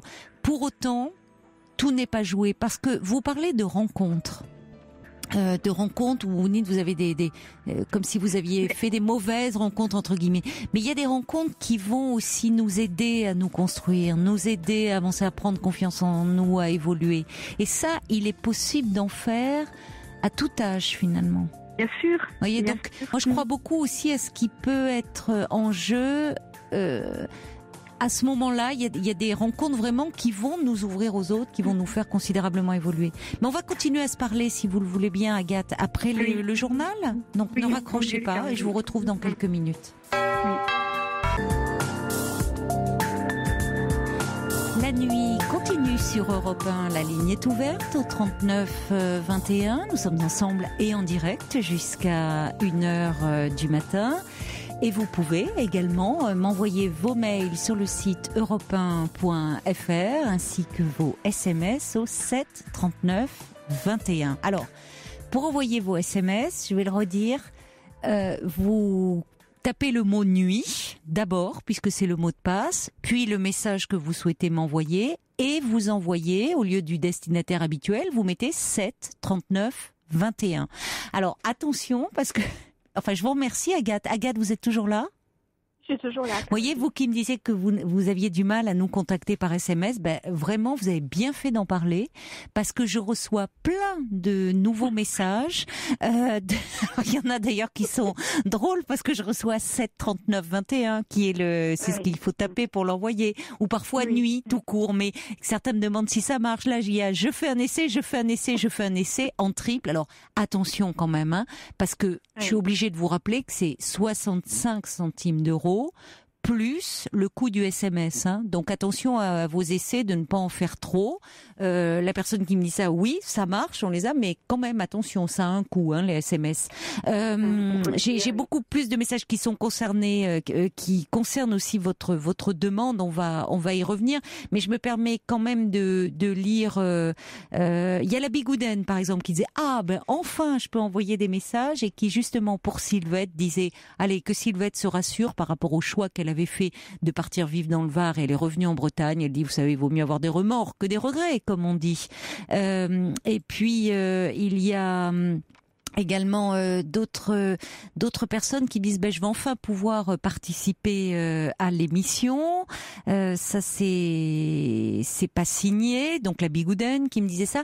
Donc tant mieux si vous avez compris comment envoyer des SMS. Il y a Pierre qui me dit qu'est-ce qu'on ferait pas si vous n'étiez pas là pour nous expliquer la technologie. Oui, bien sûr, surtout moi. Hein, je suis vraiment pas douée dans ce domaine. Je suis pas du tout experte, mais c'est promis. Comme finalement je suis pas douée, au moins je donne des explications simples et accessibles. Donc c'est promis, les amis. Un prochain soir, je vous expliquerai comment envoyer un mail. D'accord. Et on va progresser. Alors, oui, c'est ce que dit Sergio. Attention, hein, il dit pour les SMS, vous tapez là et vous prenez un crédit conso. Et Sergio, il est bien placé parce que c'est vrai qu'il en envoie beaucoup. Je sais pas quel forfait il a, oui, mais vraiment. Alors, beaucoup de messages pour réagir à ce que vous disiez à propos de la gentillesse qui serait devenue un peu suspecte. Il y a quelqu'un qui dit, c'est vrai, la gentillesse, c'est comme si elle est devenue un peu douteuse, voire louche, voire débile. Il y a quelqu'un qui dit, on dit bien trop bon, trop con, pardon de le dire, mais c'est ça. Donc ça sous-entend que la gentillesse, la bonté, finalement on est un peu faible. Malheureusement, oui, il y a ces expressions-là. Mais franchement, c'est derrière ça, il y a quelqu'un qui s'effleure, ou Flore, je crois, qui cite un livre, qui est plus un livre de développement personnel, hein, il faut en prendre un lycée. C'est le livre Cessez d'être gentil, soyez vrai, de Thomas d'Azembourg, ou d'Azemberg, je sais plus, je l'avais reçu. D'Azemberg. Vous le connaissez, ce livre? Mais j'en ai entendu parler de ce livre. Il est connu, ce livre. Oui, parce que je l'ai pas acheté. Il remet, contrairement à ce que dit le titre, vous voyez, c'est dans l'intérieur du livre, il précise bien que là, c'est une vraie qualité, la gentillesse, mais que parfois, derrière ça, il y a une difficulté, au fond, à s'affirmer dans la relation. Oui, d'être entendu par les autres. Voilà, et que par peur aussi de ne pas être aimé ou de ne pas être reconnu, on s'en remet à la vie générale et on passe pour quelqu'un qui n'a pas de personnalité. Parce que moi, j'ai souvent entendu, encore là, dans un groupe d'amis, j'ai une sœur qui est, je l'appelle Madame Boum Boum, très pète sec, très autoritaire. Et quand elle dit quelque chose à quelqu'un, c'est à la limite, je trouve, je sais pas, pour moi, c'est choquant. Et il y a une de ses amies qui me fait, mais moi, je connais ta sœur, je vois comment elle fonctionne, et c'est très bien, parce qu'il n'y a rien qui se passe par derrière. Mais on peut très bien être poli en étant aussi franc, quoi, voilà, je comprends pas. J'arrive pas trop à saisir... On a l'impression que si, comme je disais tout à l'heure, si on n'est pas un peu bourru, on n'a pas de caractère, pas de tempérament. Mais ça, pour moi, ça n'a rien à voir. On peut être tendre et avoir beaucoup de tempérament. Oui. C'est vrai qu'on entend ça, c'est vrai souvent en disant « Oh, quel tempérament, quel caractère !» alors qu'au fond, derrière, c'est du mauvais caractère ou en tout cas quelqu'un qui avance, comme vous dites, comme un rouleau compresseur sans tenir compte des autres. En même temps, vous savez... C'est pour se protéger. Moi, ma sœur, je suis sûre qu'elle se protège de cette façon-là. C'est une façon de se protéger. Certainement. En même temps, vous savez, il y a tellement... On manque tellement, au fond, d'écoute, que quand il y a des personnes chez qui on sent ça, ou on sent derrière une bienveillance, les personnes ne s'y trompent pas quand même, en général. C'est précieux, ce sont des choses qui sont très précieuses. Oui. Il y a quelqu'un qui dit, je me reconnais, j'ai le même modèle de sœur, elles aboient plutôt que de parler, mais derrière ça, derrière cette agressivité, souvent aussi il y a des personnes qui sont assez malheureuses, au fond. C'est ce que dit Déby, il n'y a pas de méchants au fond, il y a que des gens qui souffrent. On n'est pas obligé de se les coltiner. Alors quand c'est dans sa famille, c'est plus compliqué. Mais des fois, il vaut mieux être loin, parce que quelquefois c'est difficile. Mais c'est important que vous... C'est usant d'être avec des gens qui sont toujours dans l'agressivité quelque part. D'abord, je ne sais pas, il y a des choses que je ne comprends pas. La relation, c'est je t'écoute, tu m'écoutes, c'est un peu comme une balle de tennis, c'est chacun son tour, etc. Moi, je viens d'une famille où c'est pas du tout comme ça. Il y en a qui sont écoutés, puis d'autres, non, ils n'existent pas, quoi. C'est assez impressionnant d'avoir eu cette... C'est d'autant plus douloureux pour cette différence aussi de traitement. Ah oui. Quand vous dites qu'il y en a qui sont écoutés, c'est-à-dire... y compris dans la fratrie. Respecté, et d'autres pas. Moi, je parle de respect, là, finalement. Quand on est écouté, on est respecté. Ça fait partie du respect. C'est-à-dire que là, il y a quelque chose d'une souffrance qui est très ancienne, et ça revient à ce que vous disiez, où vous n'étiez pas entendu dans votre famille, où vous avez dû essayer de vous exprimer. Moi, je me souviens, j'étais une de celles qui a fait beau. Moi, j'ai été laissée par ma mère à sa mère quand j'étais bébé. Elle m'a laissée à sa maman. Elle m'a mise au monde, elle m'a laissée à sa maman. Donc, j'avais ma famille qui vivait à Grenoble et moi, j'étais chez ma grand-mère dans une petite ville qui n'était pas du tout de ce côté-là, quoi. Et je sais pas, comment dire, quand vous avez des liens rompus comme ça entre les parents, les frères et les sœurs, et vous ne l'avez plus pas. Partie Elle ne vous a. Vous ne faites plus Allô? partie de. On n'est plus considéré comme un membre de la famille. Moi, j'ai pas été considérée comme un membre à part entière, même maintenant à l'âge que j'ai. Vous avez quel âge, si c'est pas indiscret? J'ai 68 ans. Oui. 68. Oui. Et comment dire, moi, ma famille, pour me protéger, j'ai dû la mettre un petit peu de côté pour essayer de me sauver, quoi, de me construire. Et on m'appelle souvent, viens me voir. Puis bon, récemment, je suis partie dans le sud chez une de mes sœurs et ça s'est excessivement mal passé, quoi. Ça a été vraiment un clash, mais terrible. J'ai mis 1 mois à me remettre de ce clash. Et comment dire, c'est comme si c'était pas dans les gènes, ce relationnel qui a été établi par les parents, il est inscrit. Oui. Pas dans les gènes, vous avez raison, mais c'est un mode relationnel dont on a du mal à se défaire. Parce que vous dites, vous n'avez pas été au-delà d'être entendu, c'est-à-dire quand on n'est pas entendu, on a un sentiment presque de non-existence, vous n'étiez pas considéré. C'est même pas un sentiment, on vous met dans l'inexistence, c'est une petite mort, quoi. C'est carrément une petite mort, donc il faut s'en sortir d'une manière ou d'une autre. Et comment vous en êtes sorti? Parce qu'on sent quand même qu'il y a des ressources, vous avez des ressources derrière. Qu'est-ce qui vous a permis, vous, malgré tout, de ne pas vous enfoncer dans la dépression? De ne pas m'enfoncer, moi j'ai eu comment dire, j'ai beaucoup fait de choses artistiques, j'aimais beaucoup faire de la danse, faire du piano, chanter, je montais à cheval, je faisais pas mal de choses et c'était assez bizarre parce que dans ma famille, si j'avais une expression à émettre de la joie ou autre, c'était cassé tout de suite. Il y avait on était très nombreux chez moi, nous sommes une famille nombreuse, nous étions 11 enfants. 11 enfants. Oui. Et j'étais toujours en bout de table, comme si je faisais pas partie de la fratrie, quoi. C'était assez terrible.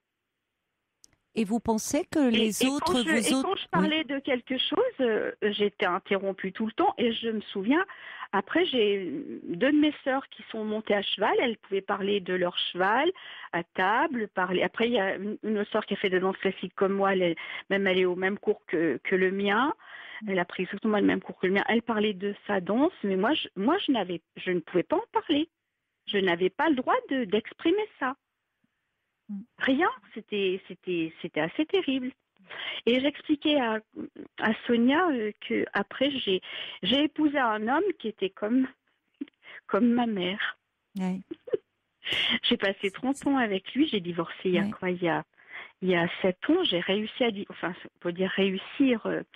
Ça a été quelque chose de très douloureux pour moi quand j'ai divorcé parce que ça m'a relancé dans mon enfance et mon abandon. Oui. Ça a été, j'ai dû le faire en même temps. Ça a été le clash, mais ça a été vraiment compliqué pour m'en sortir. Et je pense ce qui m'a sorti, c'est que je suis très, très admirative, très passionnée par la nature, par plein de choses, quoi. Je suis une passionnée de tout ce qui est artistique, même tout ce qui est simple, beau, la simplicité, c'est le relationnel. J'aime beaucoup rencontrer les gens, faire des rencontres. Et pourtant, j'ai tendance à me replier pour me protéger. Donc, je me sens un peu isolée parce que pour me protéger, je vis un peu seule. Alors que j'adore recevoir, j'adore faire la cuisine. Oui. J'adore plein de choses. Oui, donc vous êtes d'une compagnie très agréable. Voilà, je faisais du piano. Je suis assez autodidacte en piano. Je m'intéresse à beaucoup de choses, aussi bien à l'architecture, à tout, quoi. Tout m'intéresse. Oui, vous avez une personnalité très riche et une vie intérieure très riche. C'est aussi ce qui vous a sauvé, finalement. C'est ce qui m'a sauvée, oui. Gratter la terre, faire du jardin. Oui, dans du concret la communication avec les animaux. J'ai beaucoup communiqué avec les animaux. Ça m'a apporté beaucoup de choses fortes dans ce sens-là. Comme dans ma famille, on ne communique pas avec moi, je faisais autrement. Avec eux, vous pouviez communiquer. Et puis, du coup, comme vous étiez plus en retrait, vous observiez. Oui. Et du coup, là aussi, très observatrice. Avec les animaux, ça passe aussi beaucoup par ça. Oui. Bah, vous voyez, je reçois un message qui dit « Oh, quelle belle personne, si seulement nous avions été sœurs. » C'est joli, ça. C'est joli. Mais vous avez beaucoup de choses à dire. Je trouve que vous avez vraiment beaucoup de choses à... oui, j'ai beaucoup de choses à dire. Et vous avez raison d'aller en parler de tout ça. Vraiment. J'ai beaucoup de choses à dire, mais comment dire, quand on vit ce que j'exprime actuellement, le plus difficile, ce n'est pas l'histoire elle-même, c'est le fait de se retrouver isolé. Ça, c'est terrible. Quand on met quelqu'un, moi je vois l'homme que j'ai épousé aussi, il m'a mis dans l'isolement. J'ai expliqué à Sonia que il avait renversé toutes les cartes. J'exprimerai ça concrètement de la façon suivante. Par exemple, notre fille était sa femme. Moi, j'étais leur fille. Il a inversé tous les rôles. J'ai vécu des choses extrêmement dures, quoi. Oui. Mais vraiment très, très dures. Oui. Et qui font du mal, et qui font beaucoup de mal à notre fille, en plus.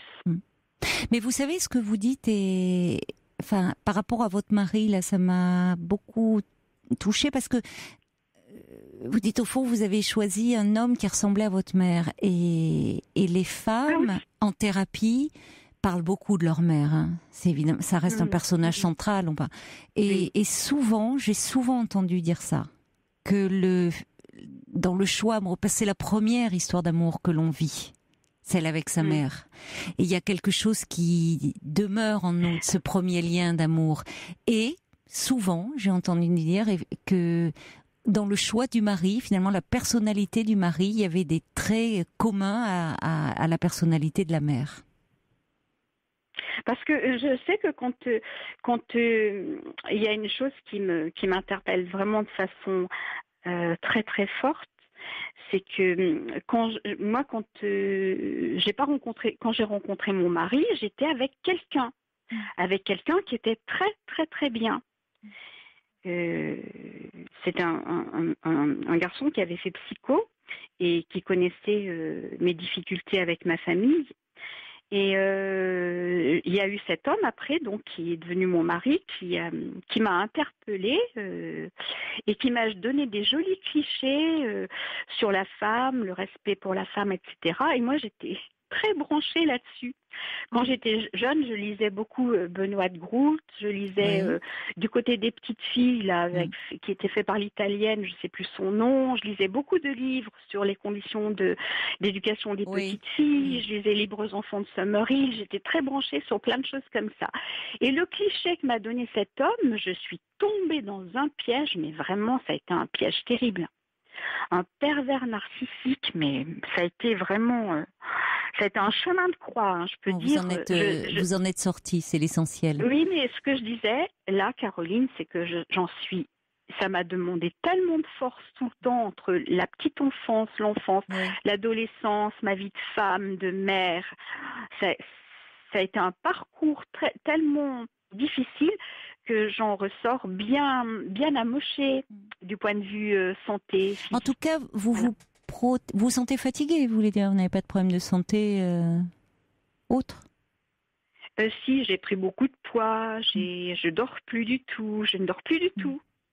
Je ne dors plus parce que moi j'ai eu mon ex-mari qui me faisait parler pendant la nuit et quand je lui répondais à moitié endormie, il l'utilisait dans la journée le lendemain. Quoi. Vous voyez, c'était assez compliqué. Vous êtes donc sur le qui-vive. Vous êtes sur le qui-vive. Vous êtes sur le qui-vive en permanence. Oui. Oui, il faut vraiment que vous alliez parler de vous. Vous avez la capacité à parler, vous exprimez très bien. pour que vous retrouviez déjà un peu de tranquillité, que vous repreniez des forces, que vous retrouviez un meilleur sommeil. Et puis, j'entends aussi, vous avez envie de relation, vous êtes demandeuse, mais vous êtes quelqu'un qui vous préservez beaucoup parce que l'intimité, c'est compliqué pour vous. En même temps, il y a cette ambivalence, c'est-à-dire que vous avez envie de relation, mais laisser pénétrer quelqu'un dans votre intimité, ça peut être un peu dangereux ou on peut se laisser. Ah oui, certainement Donc, qu'il y a ça. Oui, c'est important que vous trouviez un thérapeute de confiance, avec qui vous allez pouvoir avancer, cheminer, aller mieux déjà, retrouver une qualité de vie, finalement un meilleur sommeil, pouvoir finalement, si ce problème de poids vous fait souffrir, il y a des choses qui je suis quelqu'un de très mince et porter ce poids là, vous ne vous retrouvez plus. Ah non, je ne vous suis plus moi. plus. D'ailleurs, ça me fait peur quand je me regarde, je me fais peur, quoi. Carrément, c'est le mot. Hein. Oui, c'est pas si grave. Ça correspond à un moment, peut-être vous êtes aussi un peu protégé de cette façon-là, protégé des autres, du désir des autres. Bon, ça, il faut que vous alliez parler de tout ça, vraiment.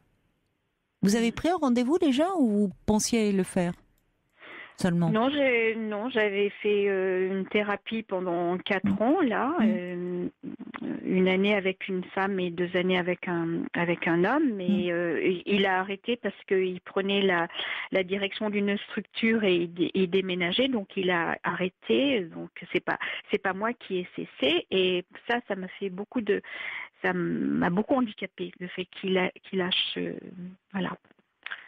Oui, je comprends. Il vous a pas donné un relais, quelqu'un d'autre qui travaillerait? Il m'a donné des adresses, mais je suis pas arrivée à reprendre. Vous n'avez pas tenté, vous voulez dire, même d'aller voir quelqu'un d'autre? Non. Oui, c'est compliqué parce que vous avez, de toute façon, pour tout un chacun, déjà, quand on fait cette démarche, quand on sait ce que ça implique d'abandon, de confiance, finalement, il faut pouvoir s'abandonner à l'autre. Et là, malheureusement, pour des raisons qui lui a été personnelles, il a dû arrêter. Et vous, c'est difficile de retrouver quelqu'un. C'était pas le moment pour moi que ça se passe, quoi, à ce moment-là. Peut-être que ça l'est aujourd'hui, que vous vous sentez davantage prête, et que vous savez, vous ne reprendrez pas forcément du début, et le travail que vous avez fait avec ce thérapeute reste présent. On le sent d'ailleurs, on sent qu'il y a des choses qui ont déjà été beaucoup travaillées. Je reçois tellement de messages pour vous, alors Agathe, déjà parce que vous suscitez beaucoup de réactions, et aussi parce que vous avez permis à beaucoup de personnes de savoir comment envoyer un SMS. Donc, j'avoue que là, je suis un peu débordée. Je vais pas pouvoir lire tous les messages et je m'en excuse auprès de ceux qui les ont envoyés. Il y a quelqu'un qui dit, si vous avez mon message, surtout dites que la gentillesse n'est pas une faiblesse. Là, c'est au contraire, on devrait pouvoir être gentil. C'est aussi une question d'éducation. Il y a quelqu'un qui se reconnaît, qui dit, la pratique du piano, de la musique, sauve de tellement de souffrances. Bah oui, c'est Christian, le musicien. Il est musicien, Christian, donc ça lui parle beaucoup. Marie qui dit, je suis comme vous, je ressens ça. J'ai 49 ans et parfois je me sens victime d'être gentille. Il y a quelqu'un qui dit, la gentillesse, oui, mais pas la soumission. Être gentil peut aboutir à la déception parce que les résultats ne sont jamais ceux auxquels on croyait. Si pour être aimé, pour être accepté, finalement, on passe sous silence une partie de ce que l'on est. Il y a aussi quelqu'un qui dit, vous savez, il faut du caractère pour supporter les gens caractériels. C'est bien vu. C'est bien vu. Il y a quelqu'un qui dit aussi, la solitude, la douleur, ça peut rendre méchant, et quand les mots manquent, c'est la violence qui prend le dessus. C'est triste, mais c'est aussi souvent comme ça. Il y a quelqu'un qui dit, c'est tellement vrai ce que vous avez dit. On se rend compte que ceux qui parlent le plus haut, le plus fort, ont finalement le dernier mot, et on peut se retrouver désarmé et assez triste. Alors, il y a Calypso, c'est assez... Désarmé, oui. C'est bien un mot.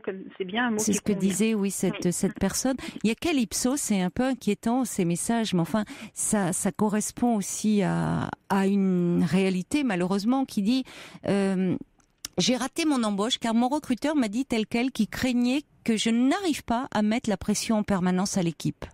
C'était le profil qu'on recherchait, malheureusement. C'est terrible, ça. C'est terrible parce que quand un recruteur vous dit comme ça, non, au fond, je peux pas compter sur vous pour mettre la pression, et on sait que malheureusement, il y a des méthodes de management qui vont dans ce sens-là, qui sont d'ailleurs tirées direct d'expériences faites sur des rats de laboratoire, ce qui est terrible déjà. Mais alors qu'on sait que le stress n'engendre pas le bien-être et le rendement dans le travail, on le sait. Comme vous avez raison. Maintenant qui font des cours de yoga dans la journée pour que les gens soient en forme et soient aptes à assumer leurs responsabilités et donc plus productifs. Oui, c'est pas par souci de bien-être des salariés, mais des salariés qui se sentent bien, qui sont heureux dans leur entreprise, ça va se répercuter sur la productivité de l'entreprise. On le sait aujourd'hui. Donc ils auraient tout intérêt à prendre soin de leurs salariés. C'est vrai. Il y a quelqu'un, ça va être le message de conclusion, qui résume beaucoup d'autres, qui dit Agathe est tellement lumineuse, malgré toutes ces épreuves, et je me retrouve tellement dans ce qu'elle a dit. Merci pour son témoignage. Et c'est vrai qu'il y a ensemble beaucoup de ressources, parce que dans votre voix, vous avez une voix très mélodieuse, et il y a quelque... Oui. Vraiment. Donc, c'est pour ça que ne restez pas. C'est dommage, vous avez vraiment beaucoup à dire. Donc, vous allez trouver quelqu'un de bien. J'avais fait des stages de piano avec Marc Vella. Vous connaissez Marc Vella? Non. Qui a eu les prix de... Comment dire, quand on fait d'improvisation. Il a eu les prix européens, 2 prix européens d'improvisation. Marc Vella, c'est un pianiste. Oui. Il fait le tour du monde avec son piano et il fait la caravane amoureuse. Ah bon? En emmenant des gens, il va c'est quoi la caravane amoureuse? Ce sont des... Comment dire, il a agencé des cars. Et puis, il y a plein de gens qui s'inscrivent et puis qui font le tour avec lui. Et puis, ils vont embrasser les gens, ils font les clowns dans la rue, ils jouent du piano. Ah oui. Les gens jouent du piano, oui. Et c'est lui qui est à l'initiative de ça? Oui, c'est Marc Vella qui est à l'initiative de ça. Et quand j'ai fait des stages d'impro avec lui, comment dire, il disait, Marc, qu'il n'y avait pas de fausse note. Et j'aimais bien sa philosophie, parce qu'une fausse note peut faire rebondir sur autre chose. Vous jouez une fausse note, mais c'en n'est pas une fausse, parce qu'elle vous fait repartir sur un autre registre de musique. Et j'avais bien aimé ces stages. Je comprends, ça donne envie. Oui. Il y avait des gens d'ailleurs qui n'avaient jamais touché un piano et qui arrivaient à faire une impro. C'était super. C'était vraiment des stages très enrichissants. Un message de Jane encore pour vous qui dit je ressens la même chose que ce que dit Agathe. Avant de voir un psy, je ne connaissais pas le mot ressenti, puisqu'on ne s'était jamais soucié, moi non plus, de ce que je ressentais depuis ma venue au monde. Pas de choix. Tout imposé par ma mère, puis ma sœur. Et depuis quelque temps, quand je m'exprime, ça ne fonctionne plus. Je passe pour capricieuse. Je disais à la psy que j'étais transparente. Elle n'aimait pas ça du tout. Mais Jane nous parle et souvent elle intervient pour dire les bienfaits. Ce qu'elle dit là quand elle parle de transparence, vraiment ça évoque quelque chose qui est... La Luciole, alors ça lui évoque, c'est dommage, il n'a plus le nom de ce court-métrage avec Clovis Cornillac, qui était à ce moment-là tout jeune, qui vivait seul en haute montagne et qui communiquait avec les animaux sauvages et qui hébergeait un randonneur perdu, un citadin qui était ébloui par ce personnage quasi christique, nous dit la Luciole de Cornillac, et qui ajoute que l'inexplicable est omniprésent dans le court-métrage, notamment dans cette relation entre le personnage interprété par Clovis Cornillac et les animaux sauvages. Bon, dommage, on n'a pas le nom du court-métrage. Faudrait chercher Clovis Cornillac jeune, vivant seul en haute montagne, et peut-être qu'on retrouvera. Ça sera intéressant. Il y a Anne qui dit, allez, disons-nous que la bienveillance c'est bon pour la santé, c'est prouvé scientifiquement. Il faut juste, entre guillemets, avoir assez d'estime et de confiance en soi. Et c'est vrai que beaucoup de gens qui disent faire, qui s'investissent, qui donnent aux autres, qui s'investissent dans des associations, se déclarent se sentir mieux, plus dans la joie, plus ça rejaillit aussi. En bouddhisme, on le dit, ça, de donner à l'autre, ça fait du bien et c'est. Donc, finalement, voyez, cultivons ça le plus possible. Et il faut pas que ça devienne, parce que c'est aussi pénible, il y a des paroles, ça devient un peu comme un mantra maintenant, presque un peu trop, je trouve. Enfin, on le voit beaucoup dans tous ces bouquins qui sortent où, bon, il faut faire aussi, il faut composer aussi avec ce que l'on est, et d'autres sentiments comme, je sais pas, moi, la jalousie, l'envie, par moments l'agressivité. Vous voyez, on ne peut pas être que maître yogi. Oui, il faut aussi faire ça et pas laisser de côté, parce qu'on n'est pas que de la bonté, de la gentillesse. Oui, bien sûr, on a des colères, on a des, bien sûr. Il faut aussi avoir ça à l'esprit et pour pouvoir accepter tout ce qui fait aussi la complexité. On a nos défaillances, bien sûr. Bon, écoutez Agathe, vous voyez, vous avez bien fait d'appeler ce soir pour parler, parce que ça fait beaucoup réagir, et puis continuez, trouvez-vous quelqu'un qui saura vous entendre et qui vous permettra d'avoir finalement des relations comme ça affectives qui vous nourrissent. Bonne chance. Oui. Il y a Livia qui dit: je trouve Agathe passionnante, vous pouvez lui laisser mon numéro de portable. Je pense qu'on aura avec plaisir. D'autres contacts. Puis il y a Osiris qui rebondit sur ce que vous dites. C'est vrai que c'est très joli l'histoire des fausses notes. Il dit une fausse note dans la vie pour rebondir. C'est très poétique et bon.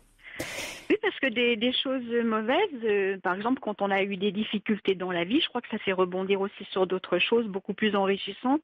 Il n'y a pas que, il n'y a pas que du négatif, même quand on vit des choses difficiles. C'est ce qui peut nous amener, c'est sur le moment, on s'en passerait bien, mais c'est ce qui peut nous amener à nous remettre en question, parfois nos échecs, nous interroger. Là où finalement, quand tout marche pour nous, on est un peu, c'est l'impression de période bénie, un peu dans la toute puissance, on marche sur l'eau. Tout à fait. Mais bon, ça dure. Vous voyez, donc oui, c'est dans ces périodes-là que parfois il émerge autre chose, d'autres possibilités. Il y a un enrichissement qui se fait. On aura certainement des numéros à vous transmettre, on vous rappellera peut-être un peu plus tard, d'accord ? Entendu, un peu plus tard, pas dans la nuit, rassurez-vous, on va pas vous appeler à 3h du matin. J'ai senti un blanc là, dire oh là là, qu'est-ce qui se passe? Vous avez dit que vous dormiez pas en même temps. Non, je dors pas, mais je vous écoutais bien oui, fort, j'ai senti un léger blanc, une certaine inquiétude. Non, rassurez-vous, on va pas rester là jusqu'à 4h du matin non plus. Mais on vous rappellera à d'autres moments. Je vous embrasse, Agathe. Je vous embrasse. Au revoir. Merci. Au revoir. Merci à toute l'équipe. J'embrasse l'équipe. Au revoir, Caroline.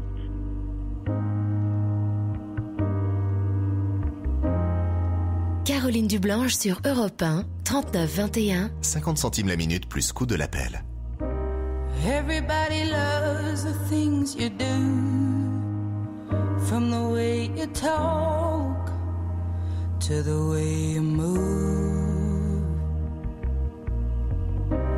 Everybody here is watching you, 'cause you feel like home. You're like a dream come true. But if by chance you're here alone, can I have a moment before I go? Adèle sur Europe 1, When We Were Young.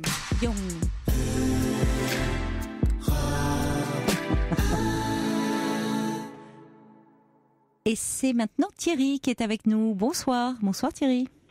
Oui, bonsoir Caroline. Bonsoir. Bonsoir, oui, je vous appelle parce que en fait, je voulais témoigner de choses qui peuvent arriver à pas mal de gens, je pense, de ma génération, puisque j'ai 56 ans. J'ai fait un burn-out en 2011. J'étais graphiste, je travaillais à mon compte, donc je travaillais énormément sur ordinateur.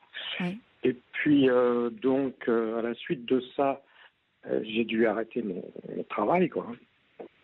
Et puis, je pensais reprendre mon travail dans les mois qui suivaient, après un petit peu de repos. Oui. Et puis finalement, il s'est avéré que c'était plus compliqué que ça.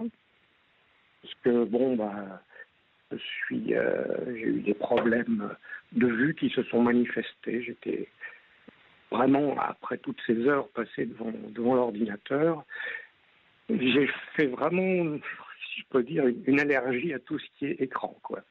Vous voyez ? Oui. Devant tout ce qui est écran, aussi bien télévision qu'ordinateur, que tablette.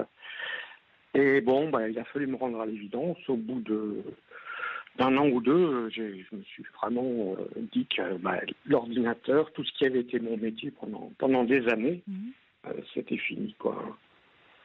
Oui, parce que c'est quelque chose qui vraiment vous, après, vous ne pouviez plus supporter, plus voir en peinture. Je supportais plus, je supporte toujours plus d'ailleurs, parce que dès que je suis devant un ordinateur pendant ne serait-ce que 2-3 minutes, ça me provoque une réaction bizarre tous les gens à qui j'en ai parlé, les spécialistes et autres, ophtalmos, ne comprennent pas. Mais enfin bon, les réactions. Ils ne comprennent pas vos symptômes. Oui, mais en fait, vous n'êtes pas bien. Bon, ça se traduit physiquement. Votre corps le traduit. Le corps refuse de retravailler sur un écran, quoi. Il y a pas de... Alors, s'il y a quelqu'un qui peut vous comprendre, c'est bien moi, parce que moi, je souffre d'une phobie vis-à-vis de tout ce qui est écran, tablette, tout ça, ordinateur. Donc, vous voyez, il paraît que ça existe. Ça m'a déjà rassurée, mais je comprends très bien. Mais enfin, vous, c'était votre métier, et aujourd'hui, vous vous sentez mal, quoi. Ça vous remet dans une situation de stress. Oui. Exactement, ça me remet dans la situation de stress où j'étais au moment de devoir arrêter, parce que j'en étais au point, effectivement, où j'ai dû tout laisser tomber, et j'étais freelance, j'étais à mon compte, donc ça a été difficile à gérer. J'avais ma fille qui était avec moi à l'époque. Bon, maintenant elle est grande, vous me direz, mais enfin, j'ai dû quand même cesser toute activité, ce qui veut dire que quand vous êtes freelance, vous n'avez rien derrière, bien sûr. Vous n'avez pas de chômage, vous n'avez droit à rien. Mais comment avez-vous fait ? Ah, d'accord, oui. Ben oui, j'ai dû vendre ma maison. Et votre fille était dépendante de vous encore ? Elle est jeune Oui, elle était encore, à ce moment-là, elle finissait ses études. Bon, je suis séparé de sa mère, mais enfin bon, heureusement, il y avait sa mère qui aidait un petit peu. Mais bon, c'est pas de gaieté de cœur que j'ai arrêté. J'aurais dû arrêter avant d'ailleurs, mais pour des raisons financières, j'étais vraiment au-delà de ce que je pouvais encaisser, quoi, de toute façon. Et puis après ça, effectivement, c'est difficile de s'en remettre, quoi, parce que, de s'en remettre. Oui, c'est un changement considérable dans votre vie. C'est-à-dire, il faut bien trouver quelque chose qui vous permette de vivre, et c'est une remise en question. C'est exactement ça. Alors, c'est ce dont je voulais vous parler aussi, c'est que maintenant, bon, j'ai fait le deuil de mon métier, tout ça, et d'ailleurs, il n'y avait plus trop question que je m'y remette, parce que là, j'en suis quand même un petit peu dégoûté. Mais j'avais, disons, j'ai toujours eu la passion de la peinture depuis tout petit. Donc, en parallèle de mon activité professionnelle, j'ai toujours peint. Je peignais, je faisais des expositions de temps en temps, il m'est arrivé de vendre. Et je m'y suis remis comme ça. Au début, c'était simplement pour, une occupation. Et puis, depuis 2 ans, là, je m'y suis remis vraiment de manière plus professionnelle. Et j'essaie d'avoir assez de matériel de peindre pour pouvoir exposer, mais de façon professionnelle, on va dire. Et c'est vraiment une chance pour moi, finalement, puisque je me rends compte que je peux rebondir sur ce qui est en fait ma passion. C'est ce que j'ai toujours voulu faire. Et vous avez fait, c'est-à-dire que vous pourriez être un peintre du dimanche, mais vous dites vous avez fait, ça serait déjà très bien, vous avez fait des expos et vous avez vendu des... Oui. Et ça, c'était tout au long en parallèle de mon travail pendant ces dernières années. Oui. Et puis maintenant, je me suis dit, de toute façon, puisque je ne peux pas retourner sur ordinateur, si je sais faire quelque chose, c'est bien la peinture. Et je peins depuis que j'ai l'âge de 10 ans, donc de 10 à 56, ça fait pas mal d'années. Et j'ai acquis une certaine expérience à ce niveau-là. Donc je me suis remis à faire des recherches, je me suis redécouvert un style, c'est surtout ça qui m'a passionné. Et c'est ce qui me fait avoir beaucoup d'espoir quand même, parce que arriver à se découvrir un style, à découvrir son style, c'est quand même très important en peinture. Parce que, comme vous disiez, les peintres de dimanche, quand on est peintre du dimanche, un petit peu ce qu'on a envie, etc. Ça peut passer du paysage au personnage, à la nature morte, mais là vraiment, en découvrant son style, on se recentre sur vraiment ce qu'on a envie de faire, et à partir de ce moment-là, on n'a qu'une envie, c'est de travailler tous les jours, quoi. Et c'est ça qui est formidable, hein. Mais finalement, donc ce burn-out que vous avez fait débouche sur quelque chose de très constructif pour vous. C'est pas si éloigné que ça d'ailleurs. Enfin, vous allez me dire si, parce que vous graphiste et le fait d'être de peindre, si c'est quand même c'est pas les mêmes outils, mais il y a quand même quelque chose de. Non, c'est pas les mêmes outils, mais c'est, disons, à la base, je suis venu au graphisme parce que ça passait par des écoles d'art déco, d'arts appliqués, vous voyez. Donc c'est un peu la même base de toute façon. Oui. Et donc, moi j'ai surtout fait de l'ordinateur, c'était alimentaire, mais enfin, ceci dit, c'est un métier qui me passionnait, hein. C'était vraiment, ça me passionnait, mais j'ai été un peu trop loin, quoi. Et donc maintenant, au niveau de la peinture, eh bien, il me reste encore des petits problèmes au niveau des yeux, parce que tout n'est pas réglé, malheureusement, quand on va au-delà de la limite, hein, dans le burn-out, c'est un petit peu ça, ce que m'ont expliqué les docteurs, c'est qu'on va au-delà de la limite de ce que le corps peut supporter. Il reste toujours des séquelles. Donc, moi, les séquelles, c'est effectivement les écrans. Et puis après, au niveau des yeux, c'est vrai que je peux pas tenir des heures et des heures encore devant... Oui, mais il y a quelque chose peut-être de plus profond, d'ailleurs, derrière ce refus, ce rejet massif des écrans aujourd'hui. La peinture, c'est pas tout d'un coup, vous n'êtes pas entiché de quelque chose en me disant, vous dites depuis, déjà vous aviez 10 ans. Oui, j'ai commencé il y a une dizaine d'années. C'est pas banal ça, de commencer à peindre à 10 ans. Non, c'est vrai. Et d'ailleurs, j'ai une petite anecdote à ce sujet, c'est assez marrant parce que, en fin de compte, j'étais dans un milieu modeste et mes parents... ne m'emmenait pas dans les musées, hein. À cette époque-là, on était en région parisienne. Et donc, j'ai découvert la peinture par le biais des salons d'ameublement, puisque mes parents m'avaient amené dans vous savez, des expositions de meubles. Et à l'époque, on mettait encore des vrais tableaux dans vous savez, des fausses chambres. Non, c'est pas vrai. Ah bon?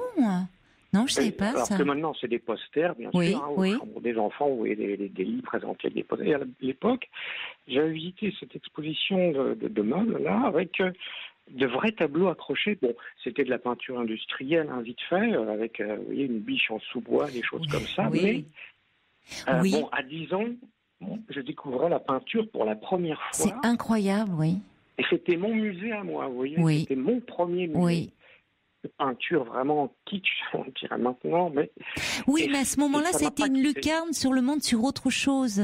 Ah oui, et j'ai ressenti ça, mais vraiment très fort, si bien que j'ai même demandé à ma mère, au bout d'un moment, de m'acheter quelques tubes de peinture à l'huile. Et puis voilà, ça a commencé comme ça, quoi. Et c'est une passion qui m'a qui vous a suivi, qui vous a, puisque même le choix de votre métier est tout sauf anodin.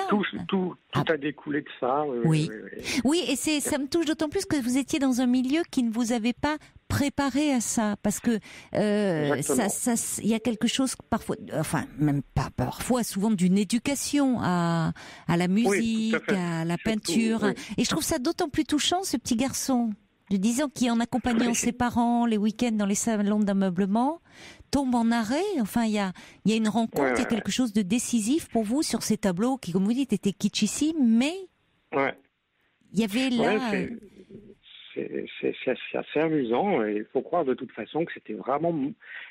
C'était fait pour moi. Oui, c'était fait pour vous. Et parfois, on prend beaucoup de détours dans la vie et beaucoup de chemins de traverse pour arriver, pour revenir finalement à ce qui est nous. Parce qu'on a tous un talent pour quelque chose, mais on met du temps à le trouver. Parfois, on le trouve et après, on le perd.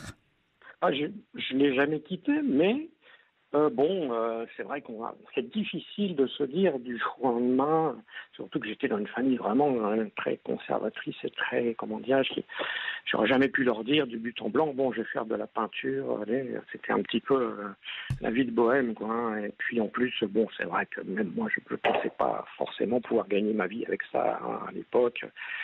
J'étais peut-être pas encore assez structuré pour ça, mais maintenant, ça a changé beaucoup de choses, hein. Depuis que, effectivement, j'ai fait ce burn-out. C'est pas toujours facile parce que, je vous dis, c'est pas marrant quand même, hein. On passe par des choses difficiles. Je suis encore, avec des problèmes. Je suis encore dans la solitude. Il faut se reconstruire socialement puisque j'ai dû déménager. Je suis revenu en région parisienne depuis 1 an. Et puis, on garde des amis, mais enfin, vous savez ce que c'est dans les situations difficiles, c'est bon. Et pourquoi vous êtes revenu? C'est un choix parce que vous aviez... pourquoi la région parisienne?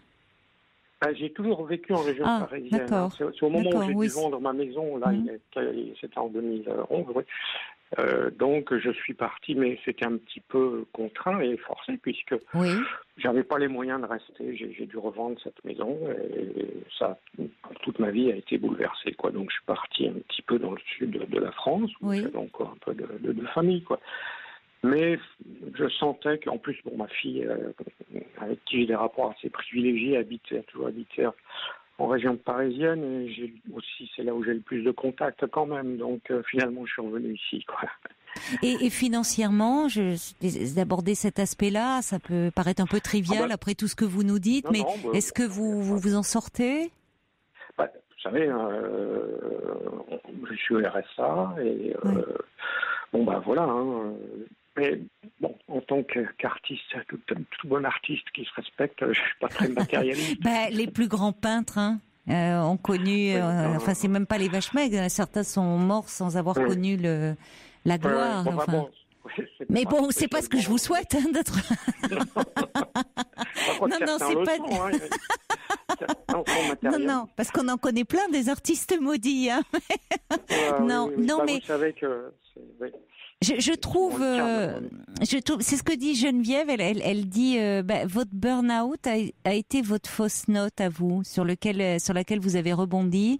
Elle trouve votre histoire formidable. Ça, c'est vrai que ça rejoint ce que nous disait Agathe avec son histoire de elle qui aime le piano, la fausse note, et qu'il ne fallait pas craindre les fausses notes. Et c'est ce que dit Adrien aussi. Quel beau témoignage. Vous prouvez qu'il ne faut jamais perdre espoir. Adrien, qui est comme vous, lui, dit carrément saleté d'écran. Courage et bon vent à lui. Il dit c'est vrai qu'on a tous un talent caché. C'est gentil, oui. Disons que effectivement, j'ai toujours été un petit peu, pas borderline, mais enfin, parce qu'avant d'être freelance à mon compte, j'étais dans des entreprises, mais je me sentais un petit peu à côté, quoi. Vous voyez, c'était. Voilà, j'étais plus fait pour. J'étais assez indépendant, assez. Et parfois, on peut supporter justement une baisse. Enfin, c'est même pas une baisse considérable de revenus, d'être dans une situation matérielle plus compliqué. Il faut pas non plus se fragiliser et basculer dans la précarité, évidemment, parce que là on n'apprécie plus rien. Mais on apprécie parce que si on est au plus près de soi-même. Il y avait un reportage d'ailleurs, c'est dommage, mais alors moi, vous voyez, avec les écrans, je sais pas le revoir c'était sur France 5, je crois, ce soir, c'était avant de partir, je voyais ça, qui avait l'air passionnant avec des sociologues c'est quand le travail rend malade. Enfin, finalement, on perd sa vie à la gagner. C'est ce qu'on dit. Et donc, sur tous les, il y avait des médecins, des sociologues qui parlaient, et c'était vraiment édifiant et passionnant. Si vous avez peut-être l'occasion, parce que je trouve que parfois on a des situations plus confortables et autres, et à côté de ça, on a le sentiment malgré tout de perdre sa vie. Oui, c'est ça. C'est que, avant toute chose, ça c'est un conseil que je donne parfois à ma fille, je lui dis, avant toute chose, fais un métier que tu aimes. Oui, c'est un très beau conseil, vous avez raison. C'est pas bien grave. C'est pas ce que ça. Il y a des auditeurs qui sont intéressés là, parce que malheureusement, on arrive à la fin de l'émission, et qui disent, c'est quoi le style, justement, le style que vous avez trouvé? Simple curiosité, quelqu'un dit, j'ai un peu le même parcours, peinture, dessin, art graphique, et allergie aux écrans également. Ah oui, oui, je suis pas tout seul. Pas tout seul, non. Non, le style que j'ai trouvé, bon, si vous voulez, pour que si ça intéresse des personnes, elles peuvent aller voir sur Internet. Alors c'est un peintre américain d'origine chinoise, oui. Qui a été un peu ma révélation parce qu'à l'époque. Dites-nous vite, il reste même pas 10 secondes. Vite. Eh bien, écoutez, ça s'appelle Zhao Ming Wu, ce peintre. Bon, on va reprendre. Oui, on n'a plus le temps, malheureusement. Bon, on va je le dirai peut-être demain. Allez, ça va encore faire rigoler. Je le dirai demain, on va noter hors antenne. Ne raccrochez pas, Thierry. Bonne chance, plein de bonnes choses à vous, vraiment.